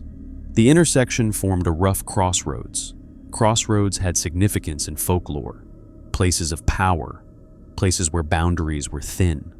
I thought about the children's chairs arranged in a circle around that microphone in the records room, about the broadcasts that had to maintain specific schedules, track 7 at 2:47 a.m., dead air protocols, continuous sound after 3 o'clock a.m. It wasn't random, it was a ritual, performed nightly, feeding something or containing something or both. At 4 p.m. my phone rang, a number I recognized this time, the station's main line. "Hello? Sarah?" Dale Hendricks' voice strained. "We need to talk, not at the station. Can you meet me at Millie's Diner in 20 minutes? What's this about? 20 minutes. Please." He hung up before I could respond. Millie's Diner was one of those classic New England establishments that looked like it hadn't changed since 1975. Chrome and vinyl booths, Formica countertops, laminated menu offering breakfast all day.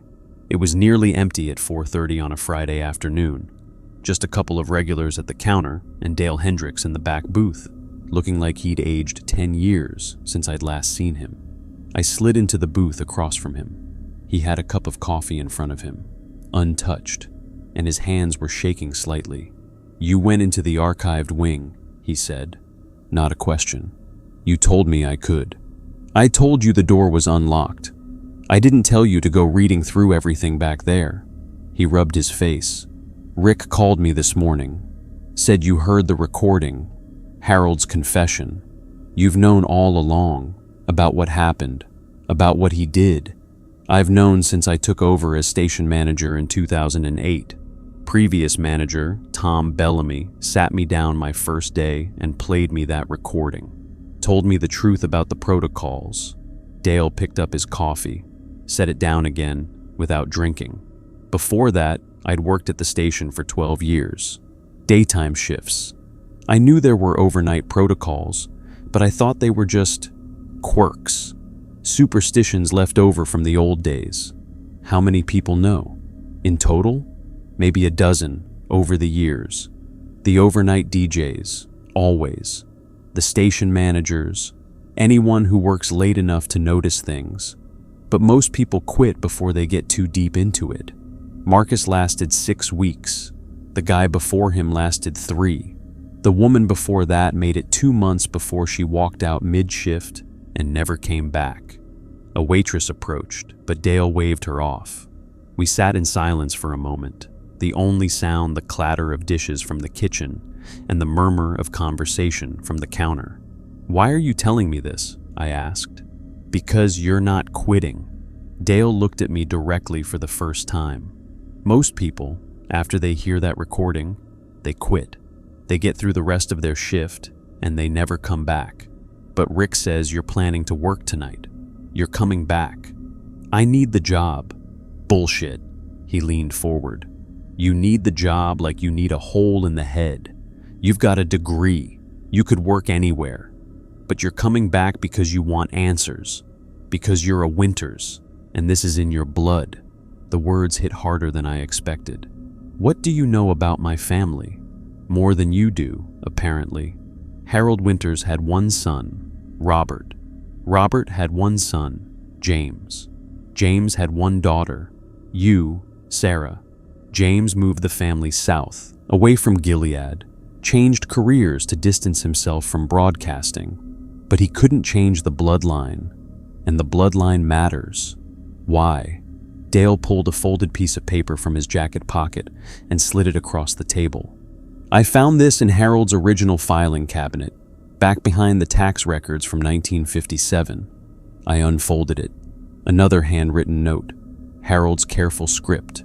The bargain requires maintenance, blood maintenance. One of my line must work the overnight shift. Must. Maintain the protocols, or the agreement becomes void. I thought I could handle it myself until my death. I was wrong. Robert refuses. But perhaps a grandchild, or a great-grandchild, when the time comes. They won't know what they're agreeing to. They'll just need a job. And the thing below will recognize the blood, even if they don't. I read it twice, 3 times. You're saying I was hired because of my last name. You were hired because you applied, you were qualified, and you were willing to work overnights.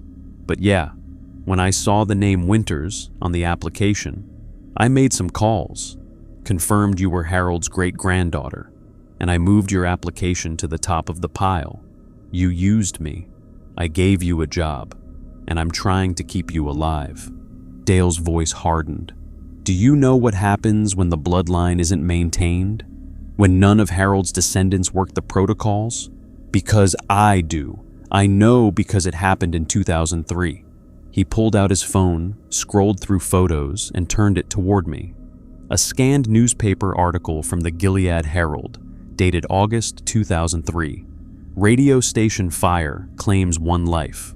A fire at WMER 104.3 FM early Thursday morning claimed the life of overnight DJ Robert Chen, 28.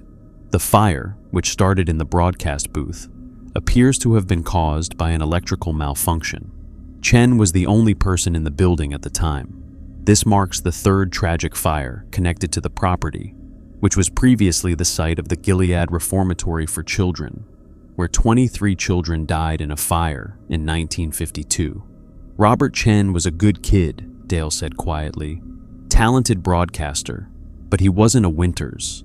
We went 3 months with non-family working the overnight shift after Harold's grandson refused to take the job, and on the last night of the 3rd month, Robert Chen burned to death in a booth that should have been fireproof. I pushed the phone back toward him, feeling sick. The fire investigation couldn't explain it. The burn patterns were wrong. The heat was too intense. It was like the fire started inside him, not around him. Dale's hands were shaking harder now. We couldn't hire anyone else for 6 months. Had to run automation overnight, and every night the equipment would fail. Broadcasts would go out. The FCC was threatening to pull our license. Then James Winters' daughter, you, graduated college, and I started making calls. So I'm what? A human sacrifice? Keeping the bargain going? You're keeping the town safe. You're keeping whatever's down there contained. Dale met my eyes. I know what Harold did was monstrous. I know those children deserved better. But they're dead, Sarah. They've been dead for 72 years. The people in this town are alive.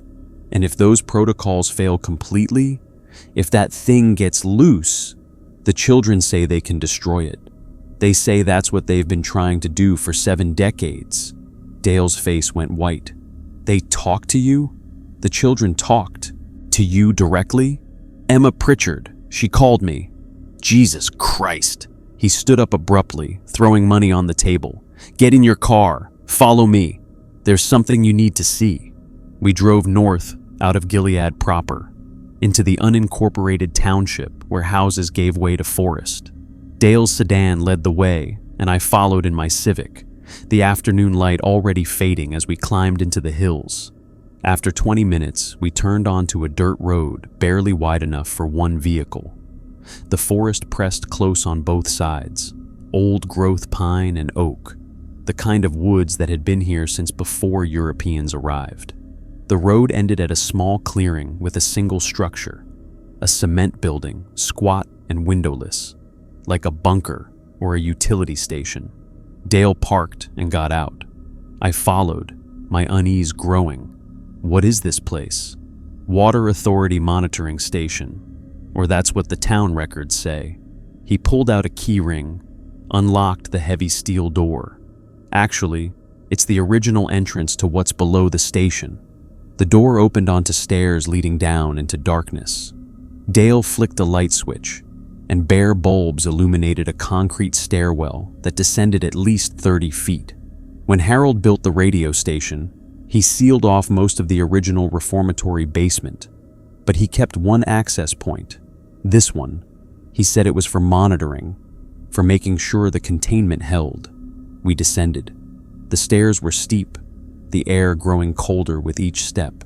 That mineral smell was stronger here, almost overwhelming, like being inside a cave, or a mine, or something older than either. At the bottom, a corridor, more concrete, water-stained, and cracked with age. The floor was marked with symbols, circles and sigils, and geometric patterns that looked like they'd been painted in something dark and rust-colored. Is that blood? I whispered. Probably. Harold's notes mentioned consecrating the space, making it sacred to the thing below, so it would honor the bargain. Dale led me down the corridor, our footsteps echoing. There are 3 chambers down here. The first 2 are empty now. That's where the dormitories were, where the children slept. We passed 2 open doorways. I glanced inside and wished I hadn't. The rooms were small, barely larger than cells. Metal bed frames, still intact, lined the walls. 23 beds total, across both rooms. The corridor ended at a 3rd door. This one was different. Reinforced steel, modern, with multiple locks. A small window set at eye level, covered with wire mesh. The 3rd chamber is the furnace room, where the fire started, Where, Dale trailed off. Where they died. Most of them anyway. The ones who didn't burn in the dormitories. I looked through the window. The room beyond was large, maybe 30 by 40 feet. The old furnace still stood in the center, a massive iron thing that looked like an altar more than a heating system. The walls were blackened with soot that no amount of time had faded, and on the floor, arranged in that same circle pattern I'd seen with the chairs, were burn marks. 23 distinct spots where the heat had been most intense, where 23 children had died. But it was what was behind the furnace that made my breath catch. The floor there had cracked open, not from age or structural damage. This was deliberate, carved, a fissure that descended into absolute darkness. The symbols painted around it were more elaborate than those in the corridor, and they glowed faintly with a light that shouldn't exist. The thing below, Dale said. Harold and the others didn't create it. It was already here, been here for thousands of years maybe. This land was sacred to the tribes who lived here before colonization. Sacred and avoided, because they knew something was down there. I couldn't look away from that fissure. The darkness seemed to move, to breathe, to watch. The reformatory was built on this spot deliberately, not because the land was cheap. It wasn't. But because the board of directors knew about the thing below. They'd been researching, collecting old stories, trying to find a way to access its power, and it offered them the bargain. 23 sacrifices, freely given, in exchange for prosperity, for success, for everything they wanted. But the broadcasts are a leash. Harold realized too late that the thing couldn't be controlled, only contained. So he built the station directly over this site, and he created protocols that would keep it fed, but trapped. A constant stream of sound and fear and attention pouring down into the darkness, satisfying its hunger without letting it fully wake. Dale turned to me. The children want to destroy it. I believe them. But Emma Pritchard died 72 years ago. She's been dead longer than she was alive. She's been trapped in that moment of burning for decades. Do you really think she's still thinking clearly? Still capable of making rational choices? What are you saying? I'm saying that destroying that thing might destroy everything above it too. The children don't care about collateral damage. They just want revenge. They want to hurt the thing that hurt them. And I don't blame them, but I have a responsibility to the living. We stood there in that underground corridor, the weight of the earth pressing down above us, the darkness waiting behind that reinforced door. Why did you bring me here? I asked. Because tonight is Friday, and every Friday at midnight, the thing below gets stronger. The broadcasts have to be perfect. The protocols have to be followed exactly. And you needed to understand what you're really protecting. He paused. Or what you're choosing to release if you decide to break the rules. We climbed back up to the surface in silence. The fresh air felt like a reprieve, like I'd been holding my breath underwater and finally broken the surface. Dale locked the bunker door. Your shift starts in 4 hours. I need to know. Are you going to follow the protocols tonight? I thought about Harold Winters, my great-grandfather, hanging himself rather than face what he'd done. About Michael Reeves, dead at 24 from looking out a window at the wrong time. About Robert Chen, burning alive in a fireproof booth. About 23 children who had been crying in the darkness for 72 years. I don't know, I said honestly. Dale nodded slowly. Then I'll be at the station tonight, in my office, just in case. In case of what? In case you make the wrong choice. Or the right one. I'm not sure anymore which is which. He got in his car and drove away, leaving me alone in the clearing as dusk settled over the forest. I sat in my Civic for a long time, watching the shadows lengthen, trying to decide what kind of person I wanted to be. The kind who maintained a monster's feeding schedule to protect the living, or the kind who freed 23 murdered children and risked everything to see if they could destroy what killed them. At 9:30 p.m., I drove to the station. Dale's sedan was already in the parking lot, alongside Rick's truck. Rick must be working late or staying to see what happened. The building waited, brown brick and narrow windows, built on top of burning and bargains and blood. My blood. I had 5.5 hours until the Friday midnight threshold. 5.5 hours to decide whether to follow Harold Winters' protocols or break them and see what happened when you stopped feeding something that had been eating for 72 years. The clipboard with the rules waited in my drawer. The red binder waited on its shelf. And below, in the darkness beneath the furnace room, something ancient waited to see what choice Harold Winters' great-granddaughter would make. I locked the booth door behind me and began my shift. The first hour passed normally, too normally. I sat at the console, running through the playlist, the same rotation of classic rock and 80s hits that had become as familiar as my own heartbeat, and waited for something to happen, for the phone to ring, for interference to bleed through the broadcast, for that mineral smell to grow stronger. But there was nothing, just the music and the hum of equipment and the weight of the choice ahead of me. At 10:47, I positioned myself away from the window, counted down to 11 Hancock. No tapping came. At 11:03, when the presence should have withdrawn, the silence felt wrong, not peaceful, expectant, like the building was holding its breath. I pulled the clipboard from the drawer and stared at the rules. Different hands, different inks, years of overnight DJs adding their observations and warnings, all of them trying to survive, all of them maintaining Harold Winters' containment protocols. Rule 6 said dead air was dangerous after 3:00 a.m., but Harold's recording had said the opposite, that the broadcasts were feeding it, not containing it, that the children were trying to warn us.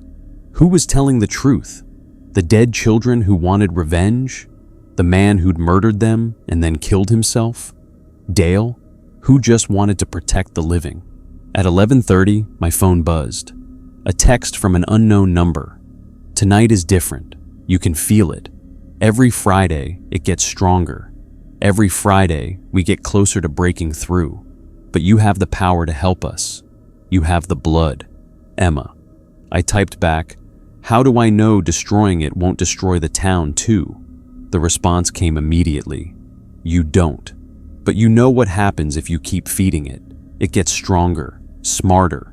One day the protocols won't be enough. One day it will break free on its own, and it will be unstoppable. We're offering you a chance to end this while it's still bound." Another message. "Your great-grandfather understood this at the end. Why do you think he killed himself? He realized what he'd created. A perpetual feeding machine with no end point. We're not asking you to trust us. We're asking you to be braver than he was." I set the phone down. Outside the booth window, the parking lot was dark except for that single sodium lamp. 3 cars. Mine, Dale's, Rick's. Beyond them, the forest pressed close, ancient and patient. At midnight, the first sign came. The temperature in the booth dropped, but gradually this time. Not the sudden freeze from previous nights, but a steady decline that made the windows fog with condensation. I could see my breath, little clouds that dissipated slowly in the cold air. The playlist transitioned from Kansas to Boston, and underneath the music, I heard it. That children's choir, singing in their modal melody. But the words were clearer tonight. Still not English, but I could make out the rhythm, the structure. It was a counting song, I realized. Counting down. 23, 22, 21. Each number represented a child. Each number was a death they were remembering. At 12:30, the request line rang. Line 3, blinking red. I stared at it, counting. 1 ring, 2 rings, Rule 2 said if it rings more than twice without stopping, don't answer. 3 rings, 4 rings. But tonight the rules might be wrong. Tonight the rules might be the cage. On the 5th ring, I picked up. WMER 104.3. Silence. Then a voice I hadn't heard before. A boy, maybe 10 years old, with a slight stutter that made my chest ache. Is this S. Sarah Winters? Yes. My name is Timothy Oakes. I was 8 when I died. They told me I was being bad, that the reformatory would fix me, but they locked the doors and I couldn't get out, and it hurt so much. His voice broke into sobbing, raw, genuine grief that sounded exactly like what it was. A child crying because something terrible had happened and no one had saved him. Timothy, I said softly, I'm so sorry. We don't want to hurt anyone. We just want to stop hurting. We've been burning for 72 years, every night, over and over. And the only way to make it stop is to destroy the thing that's keeping us here. How do you know that will work? Because it told us, at the end, when we were dying, it laughed and said we'd burn forever, that our deaths had bound us to it, that as long as it existed, we'd never be free. The boy's voice steadied. So we have to kill it, and you have to help us. What do you need me to do? The rules say to play track 7 at 2:47, but there are 12 tracks in the red binder. The other 5 tracks are what we need. They're unbinding rituals, recordings that will break the containment. You have to play them in order, all of them, starting at midnight. I looked at the clock, 12:33 a.m. It's past midnight. Then start now, track 1 through track 6. Play them continuously, don't stop between them. And at 2:47, instead of stopping track 7 at 3 minutes 18 seconds, let it play all the way through. And then what? Then the door opens. Then we're free. Then we can finish what we started. The line went dead. I sat there, receiver in hand, trying to think through the implications. 6 tracks that I'd never played before. Tracks that were specifically designed to break the containment protocols. If I started playing them now, there would be no going back. At 12:37, my phone buzzed. Dale, texting from his office. I heard the phone ring. Don't do anything yet. Come to my office. Please. I looked at the console. The playlist was running smoothly. I had maybe 15 minutes before I needed to do anything critical. I could spare 5 minutes. I unlocked the booth door and stepped into the hallway. The lights were dimmer than usual, flickering occasionally. That mineral smell was stronger, not quite overwhelming, but present enough to notice with every breath. From somewhere deep in the building came a sound like wind moving through a tunnel, even though there was no wind. Dale's office was at the front of the building, past the T-junction, a small room with a window looking out over the parking lot. The door stood open, light spilling into the hallway. I stepped inside. Dale was at his desk, but he wasn't alone.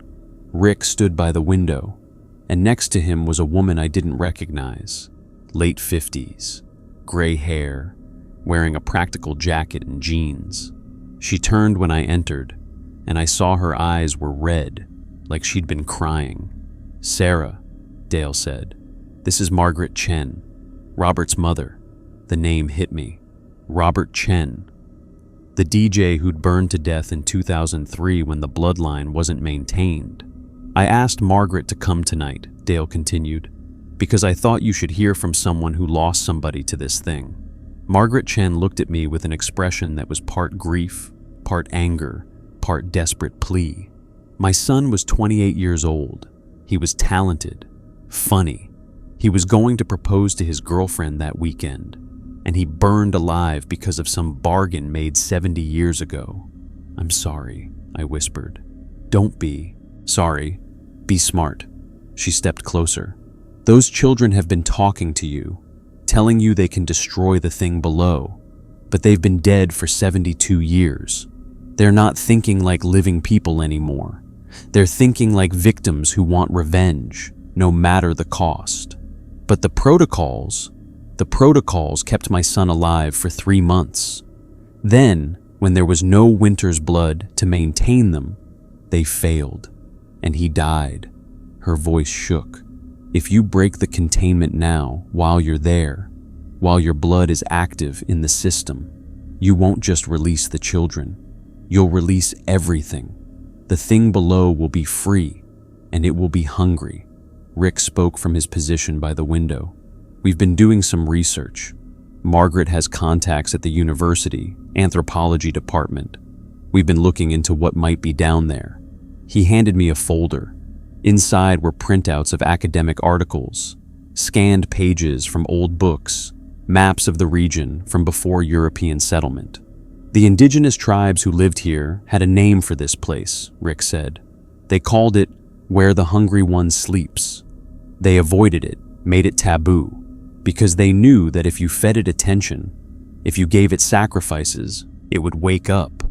And when it woke up, it would consume everything. I paged through the documents, references to an entity that existed below the earth, that fed on death and fear and sound, that could be bound but never truly killed, that grew stronger with each feeding. The reformatory board wasn't the first to try to make a bargain with it, Dale said. There were others, going back centuries. Colonial settlers who tried to use it for power. All of them failed. All of them ended up dead or insane. Harold was just the first one smart enough to create a containment system that worked. But it doesn't work, I said. It just keeps it fed, keeps it growing stronger. It keeps it asleep, Margaret said. And as long as it's asleep, as long as it's bound, my son's death means something. It means he protected this town. If you undo that, if you let those children destroy the bindings, you make his sacrifice meaningless. I looked at the 3 of them. Dale, who'd carried this burden for 16 years. Rick, who showed up every morning to take over from whoever had survived the night. Margaret, who'd lost her son to this thing and still believed the protocols were necessary. They were asking me to maintain the status quo, to accept that Harold Winters' solution, monstrous as it was the only solution. But I kept thinking about Timothy Oakes' voice, about a child who'd been burning for 72 years and just wanted it to stop. What if they're right? I asked. What if the only way to truly end this is to let them destroy it? Then we all die, Dale said bluntly. The town, the region, maybe more. Because that thing has been feeding for 70 years. It's strong. And if it wakes up fully, if the bindings break while it's at full power, he shook his head. The children want revenge. I understand that. But they're willing to sacrifice everyone alive to get it. My phone buzzed. Another text from Emma. They're lying to you. They're scared because they've been complicit for so long. They've been feeding it with their cooperation. But you're different. You have the blood and the will. Please, Sarah. We've been burning for so long. At 1:15 a.m., I walked back to the broadcast booth alone. The hallway felt longer than before, the shadows deeper. From behind the door marked storage, the entrance to the archived wing, I heard whispers, children's voices, urgent and pleading. Inside the booth, I locked the door and stood staring at the red binder on its shelf. 12 tracks. The first 6 were unbinding rituals, according to Timothy. Track 7 was the one I'd been playing every night, stopping at 3 minutes 18 seconds. Tracks 8 through 12 were unknown. At 2:00 a.m., I made my decision. I pulled down the red binder and opened it, took out CD number 1, loaded it into the player. My finger hovered over the play button. If I pressed it, there was no going back. I'd be breaking the protocols, undoing 70 years of containment, releasing 23 dead children and whatever they planned to do with their freedom. But if I didn't press it, I'd be maintaining a system built on child murder. I'd be feeding a monster to keep it asleep. I'd be no better than Harold Winters. The clock showed 2:03 a.m. I thought about Michael Reeves, dying at 24 from looking out a window, about Robert Chen, burning alive in this booth, about all the overnight DJs who'd sat in this chair and made the choice to follow the rules, to survive, to let the horror continue as long as it wasn't their horror. I thought about my great-grandfather, hanging himself because he couldn't live with what he'd done. And I thought about 23 children who'd been abandoned by the world, murdered as part of a bargain, and trapped in an eternal burning for 7 decades. At 2:04 a.m., I pressed play. The sound that came through the speakers wasn't music. It was a voice, a single voice, speaking in that ancient language I'd heard before. But underneath it, I could feel something shifting. The building groaned. The temperature dropped further. Frost spread across the windows in elaborate patterns. The voice continued for exactly 6 minutes. When track 1 ended, I immediately started track 2. This one was different. Multiple voices now, chanting in harmony. The lights in the booth began to flicker in rhythm with the chant. From somewhere below, I heard a sound like stone cracking. Track 3 brought a physical sensation, pressure in my ears, like diving deep underwater. The booth's walls seemed to breathe, expanding and contracting. The soundproofing foam began to peel away from the walls. By track 4, the building was shaking, not violently, but constantly. A low vibration that made the console rattle. Dale burst into the hallway outside the booth, shouting something I couldn't hear over the chanting. Track 5 made the lights go out entirely. I continued in darkness, guided only by the glow of the equipment displays and the feel of the console under my hands. Track 6 brought the screaming, not the children, something else, something massive and ancient, roaring from deep below the station. The sound of something waking up, something realizing its bindings were being undone.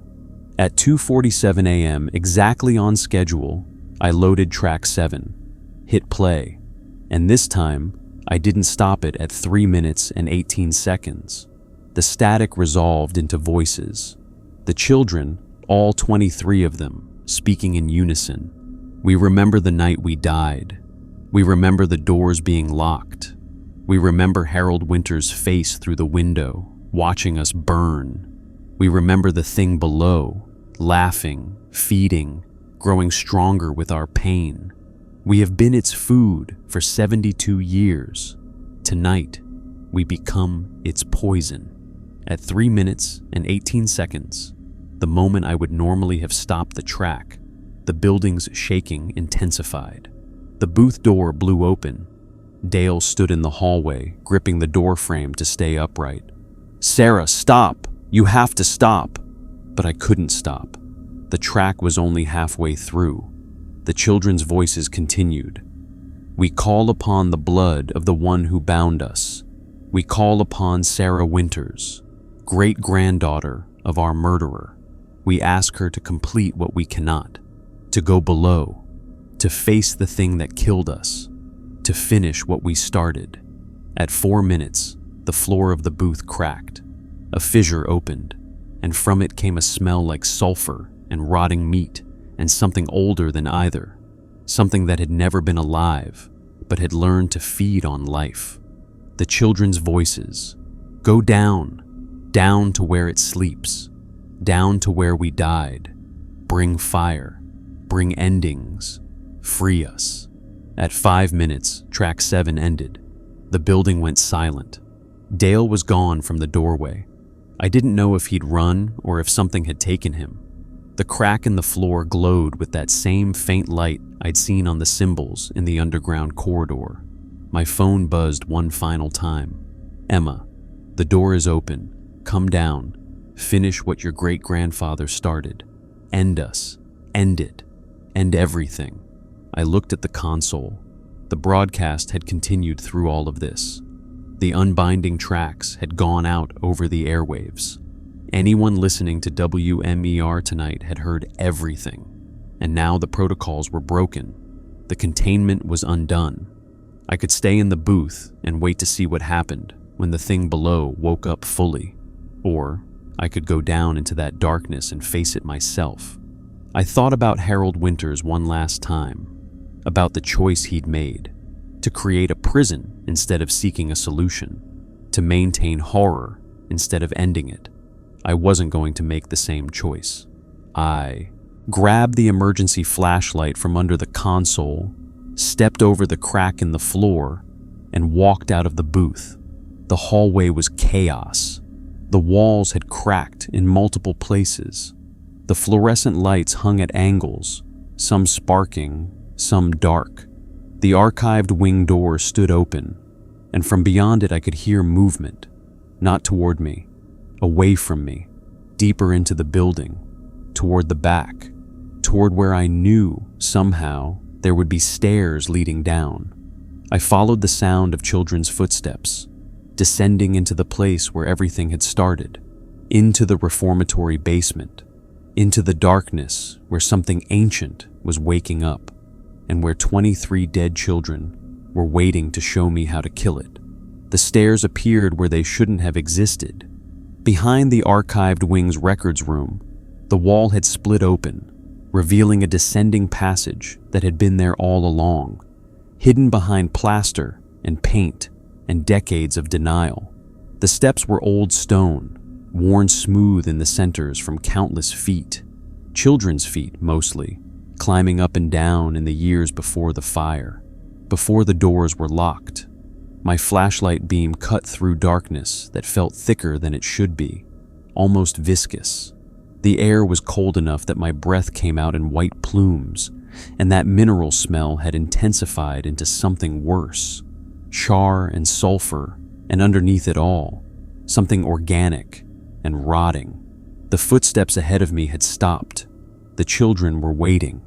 I descended carefully, counting steps out of habit. 23 steps, of course there would be 23, before the stairs ended at a landing. The space opened up, and my flashlight revealed the corridor I'd seen earlier with Dale. Concrete walls, water-stained and cracked, painted with those rust-colored symbols. But now the symbols were glowing. Not brightly, just a faint phosphorescence, like deep-sea creatures or radiation, and they were moving, the geometric patterns shifting and rearranging themselves, as if the thing they were meant to bind was rewriting its own prison. Sarah, I spun toward the voice. They stood in the corridor ahead of me, all 23 of them. The children looked exactly as they had in that class photo from 1951, but worse. Their uniforms were charred and tattered. Their skin was gray, their eyes hollow. Some bore visible burn marks, skin peeling away to reveal bone beneath. They didn't move like living things.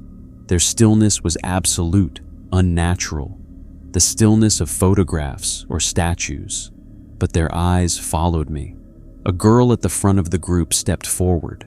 She had dark hair and braids and couldn't have been more than 9 when she died. When she spoke, I recognized the voice. "Emma Pritchard," I said. She nodded. "Thank you for coming down. Thank you for breaking the protocols. We knew Harold's blood would be what freed us, in the end. It's fitting. Where's Dale? Where's Rick?" They ran. Your station manager fled the building as soon as the 4th track played. The morning DJ stayed longer, brave man. But when the floor started cracking, he left too. It's just you now. I glanced back up the stairs. I could run too. Get in my car, drive away, leave Gilead, and never come back. Let whatever happened happen without me. But I'd already made my choice when I pressed play. "What do you need me to do?" Emma gestured down the corridor. "We can't enter the furnace room. The bindings your great-grandfather created prevent us from accessing the chamber where we died. But you can enter. You have his blood. The thing below will recognize you as part of the bargain." And then, a boy stepped forward. Timothy Oakes, the one with the stutter. He didn't stutter when he spoke now. Death had stolen that small piece of his humanity along with everything else.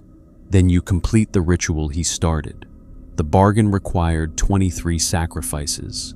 It received them, but the payment was never finished. Harold sealed the room before the thing could fully consume what it was owed. What does that mean? It means, Emma said, that the thing below has been slowly feeding on us for 72 years, but it's never been able to finish.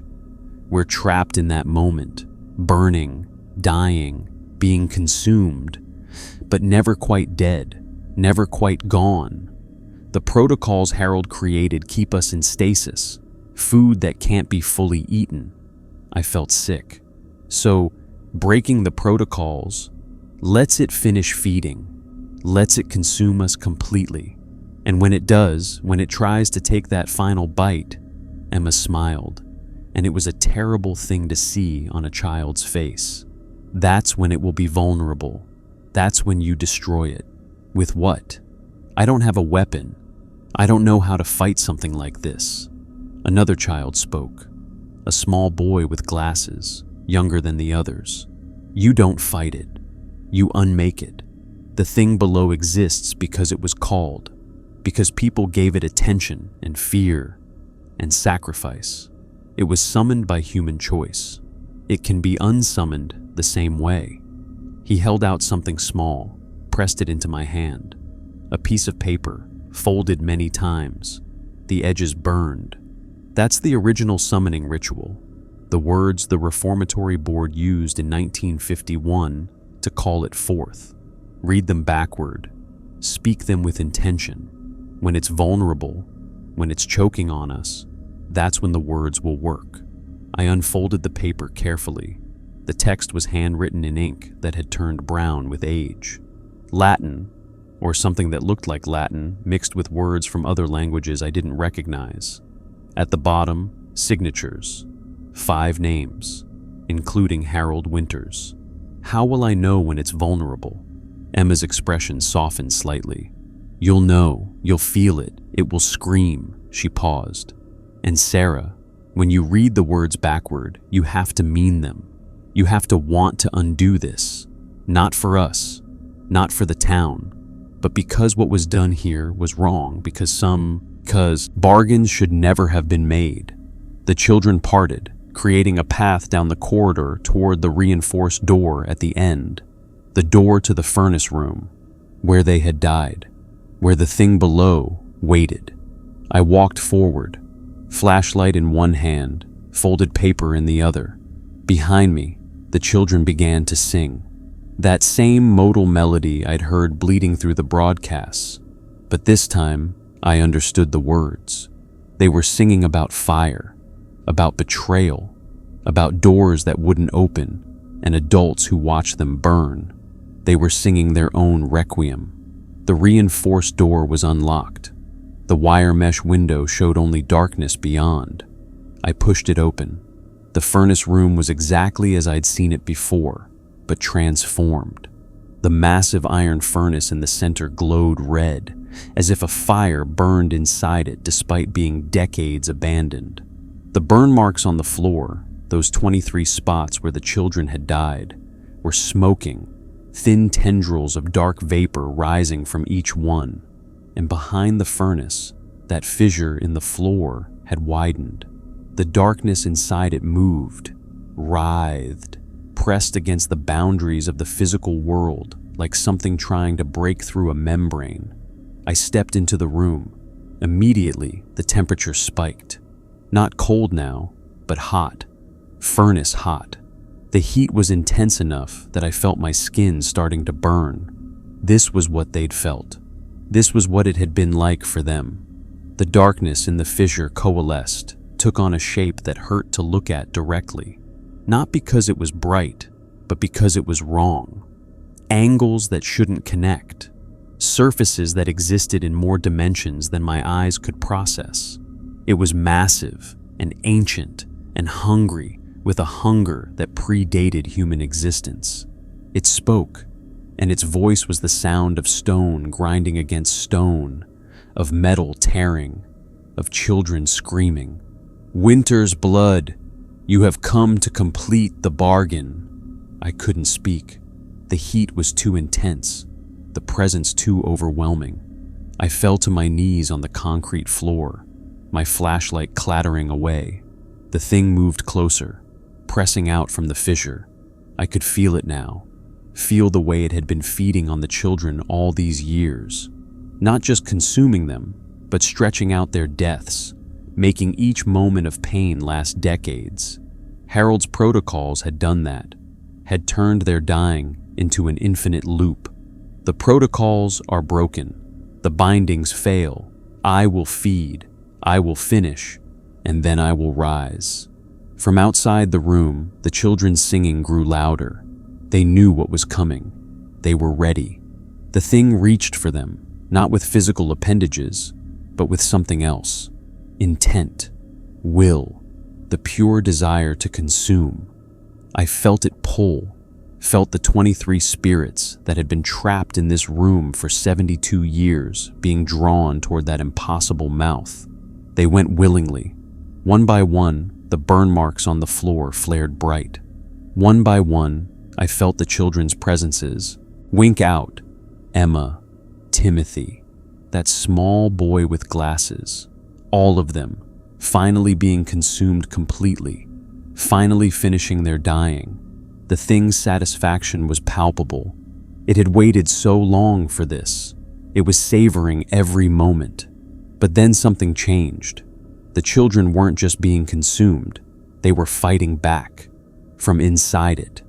I could feel their anger, their grief, their 72 years of accumulated rage. They were poison, just like Emma had said. They were a meal that fought back. The thing began to convulse. Its form lost cohesion, the impossible angles collapsing inward. The grinding stone voice became a shriek, not words anymore, just sound, pure anguish. This was the moment. I grabbed the paper, unfolded it with shaking hands. The words swam in my vision. The heat, the terror, the overwhelming wrongness of what I was witnessing making it hard to focus. But I read them, backward, from the last word to the first, in a voice that started as a whisper, but grew stronger with each syllable. Because I meant them. Because Emma was right. This bargain should never have been made. This thing should never have been called forth. And I had the power to undo it. Vinculum frangere, pactum dissolvere, tenebris revertere. The thing screamed louder. It thrashed, pulling back toward the fissure, trying to retreat. But the children held it fast. They'd been its food for 72 years. Now they were chains. Nomen obliterare, memoriam delere, esse negare. The furnace exploded, not with fire, but with cold, absolute zero, the temperature of deep space, of non-existence. The heat vanished instantly, replaced by a chill so profound my lungs burned with each breath. I kept reading. The words came faster now, easier, like they wanted to be spoken, like they'd been waiting for someone to finally take them back. Umbra discedere, vacuum implere, quad vocatum est revocatur. The thing's form was disintegrating. The darkness fractured, splintering into thousands of smaller pieces, each one winking out like a star dying. The fissure in the floor began to close, the edges grinding together with a sound like thunder. And through it all, I heard the children one last time, not singing now, laughing, the genuine laughter of children. Finally free. I spoke the final words. Quod factum est infectum fiat, nihil, nihil, nihil. What was done, undone. Nothing, nothing, nothing. The thing gave one last scream, a sound of pure negation, of something that had existed for millennia suddenly ceasing to be, and then it was gone. The furnace went dark.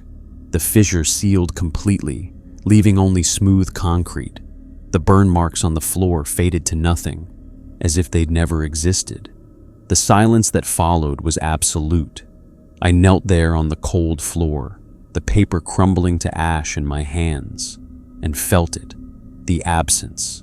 The space where something ancient and hungry had existed, now filled with nothing. Clean, nothing. Empty, nothing. The children were gone too, not trapped, not burning, not crying in the darkness, just gone. Finally, completely, mercifully dead. I'd freed them, and in freeing them, they'd destroyed what had killed them. I climbed back up those 23 steps on shaking legs.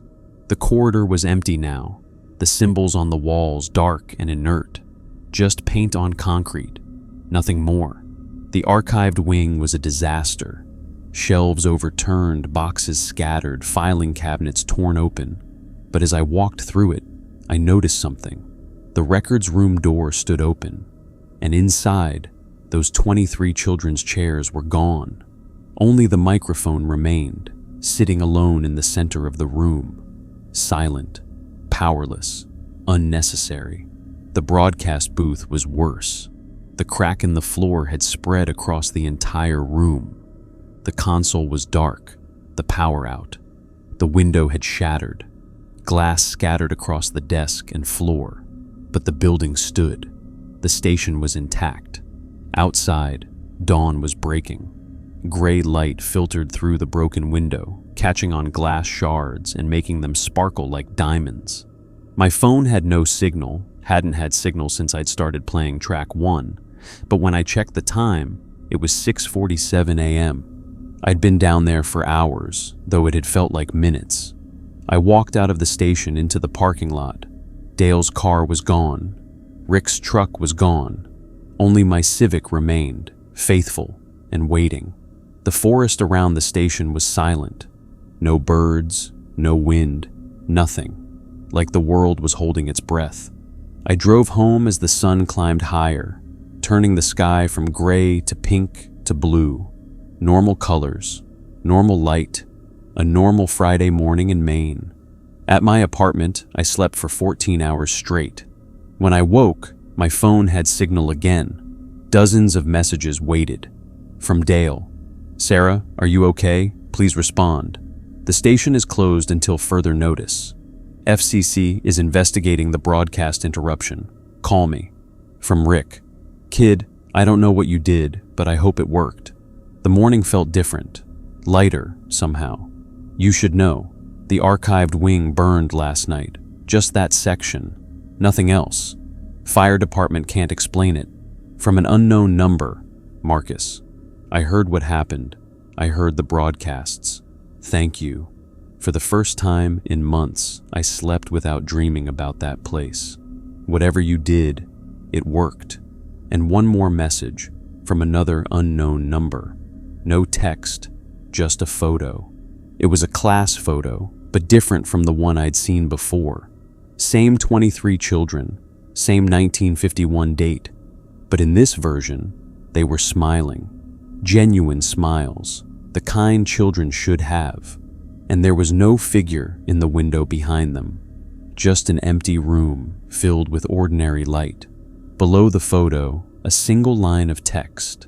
"Thank you."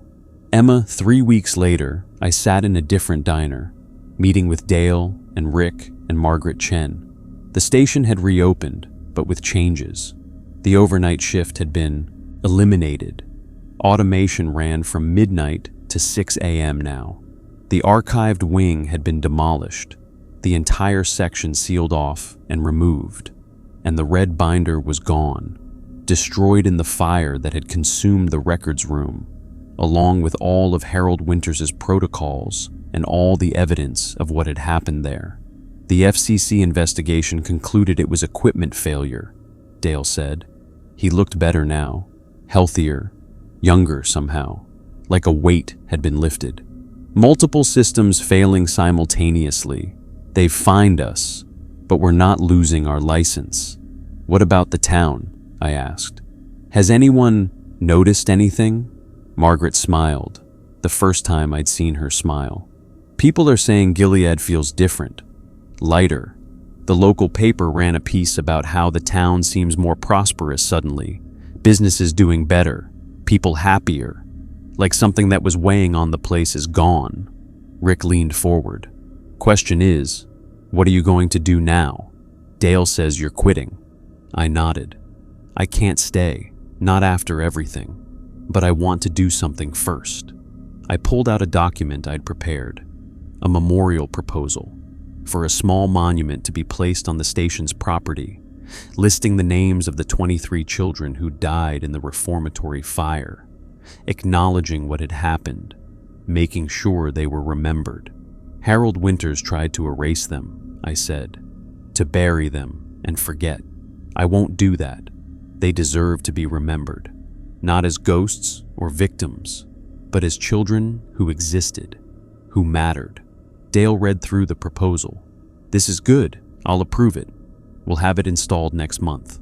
We sat there in that diner, 4 people who'd been connected by tragedy and terror, and for the first time since I'd taken the overnight shift, I felt at peace. The children were free. The thing below was destroyed. And while I'd never know if I'd made the right choice, never know for certain if there had been a safer way, I knew I'd made the brave choice. The choice Harold Winters had been too afraid to make. 6 months later, I was working at a station in Portland. Morning drive time, like I'd always wanted. The commute was long, but worth it. I still thought about WMER sometimes. About those long nights in the broadcast booth. About the rules written in different hands by different people trying to survive. About 23 children who'd been abandoned and murdered and trapped, and who'd waited 72 years for someone to free them. My apartment's internet worked now, had started working the day after the thing below was destroyed, like whatever had been interfering was gone. I'd looked up the other names from Harold Winters' summoning ritual, the other members of the reformatory board who'd participated in that bargain. Most had died within a decade. Suicides, accidents, mysterious illnesses. The guilt had consumed them, just as it had consumed Harold. But I'd also found something else. An old newspaper article from 1963, shortly after Harold's death. His obituary had mentioned that he'd left a sealed letter to be opened only by his descendants. The letter had been in storage at a local law firm for 60 years, forgotten. But when I'd contacted them, they'd found it, and they'd sent me a copy. The letter was short, to whoever reads this. I made a terrible choice. I told myself it was for prosperity, for power, for the good of the reformatory. But the truth is simpler. I was weak. I was afraid. And I sacrificed innocent lives to save my own comfort. I tried to contain what I'd unleashed. I tried to create protocols that would keep it bound. But I know now that containment is not justice. It's just extended guilt. If you're reading this, if you're working at the station I built on those children's graves, please know, you have a choice I was too cowardly to make. You can end this. You can free them. It will be dangerous.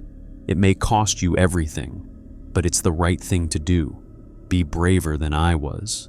Harold Winters. I kept that letter in my desk drawer.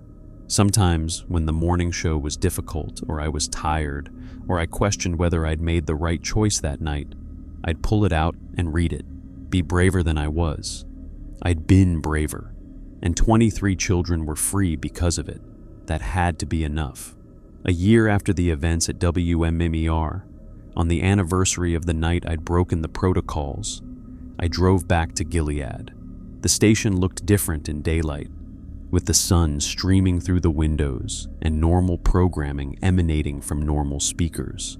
The memorial was in place, a simple granite marker listing the names of the children who died in the 1952 fire, with an inscription, "Gone, but not forgotten.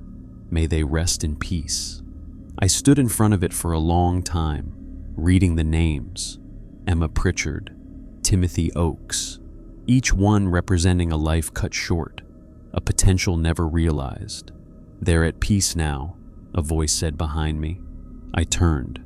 An elderly woman stood there, leaning on a cane, her face lined with age, but her eyes clear and sharp. "I'm sorry," I said. "The children, they're at peace now. I can feel it." She smiled. "I'm Catherine Marsh. I was a nurse at the reformatory. I'm the one who quit before the fire." The name clicked. The first voice I'd heard on my personal phone. The woman who'd called from Harmony Hill. "You're still alive," I said stupidly. 93 years old and still kicking. I left that place because I knew something terrible was going to happen. I tried to warn people, but no one listened. I've spent 70 years feeling guilty about those children. She looked at the memorial. But a few months ago, something changed. I had a dream. 23 children came to me and they said thank you. They said someone had finally freed them. "That was you, wasn't it?" I nodded. Catherine reached out and squeezed my hand. "Then thank you." From an old woman who's been carrying that guilt for 7 decades. "Thank you for being brave enough to finish it." She walked away slowly, leaning on her cane, and I stood there watching her go. The sun was warm on my face. Birds sang in the trees. Traffic moved on Route 202. Normal sounds, normal life. Whatever had been haunting Gilead was gone. Whatever had been feeding on fear and death and sacrifice had been unmade. And 23 children who'd been trapped in an eternal burning were finally at rest. I got back in my car and drove home to Portland, to my job, my apartment, my normal life. But I kept the clipboard, the original list of rules, written in different hands over decades. I framed it and hung it on my wall, not as a trophy, but as a reminder that some protocols exist to maintain horror, not prevent it. That some rules need to be broken, no matter how dangerous. That sometimes being brave means looking at the thing everyone else is too afraid to face and saying, "This ends now. I work the morning shift now, playing music for commuters, reading traffic reports, living a normal life." But I'll always remember the overnight hours at WMER, the darkness, the fear, the impossible choices, and the children's voices, singing in the dark, counting down the years until someone was finally brave enough to set them free. 23, 22, 21, all the way down to 0. The WMER broadcast logs are stored now at the Maine Historical Society, donated anonymously. Researchers sometimes study them, puzzled by the strange notations, the references to protocols and tracks and rules that make no sense in the context of ordinary radio operations. But the red binder is gone. The archived wing is demolished. The entrance to the reformatory basement has been sealed with concrete.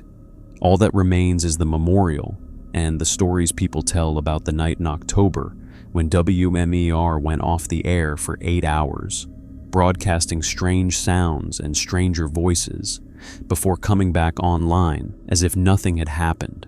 The FCC report blamed equipment failure. The local paper called it a technical glitch. Most people forgot about it within a week. But sometimes, late at night, when the wind blows through the pines around what used to be the Gilead Reformatory for Children, people say they can hear singing. Not the modal, otherworldly melody that bled through broadcasts for 70 years, but something different. Children's voices, happy and free, singing songs from the 1950s. Songs about sunshine and games and all the things children should get to experience before they grow up. And in the morning, when the sun rises over the memorial, sometimes there are flowers. Fresh flowers, different varieties, 23 of them arranged in a perfect circle. No one knows who leaves them, but I know. Some debts can never be fully repaid. Some horrors leave marks that never quite fade. But we can remember, we can honor, and we can make sure that what happened to those children never happens again. That's my protocol now. The only rule I follow. Remember the forgotten, free the trapped, end the horror, and never, ever look away when someone needs help.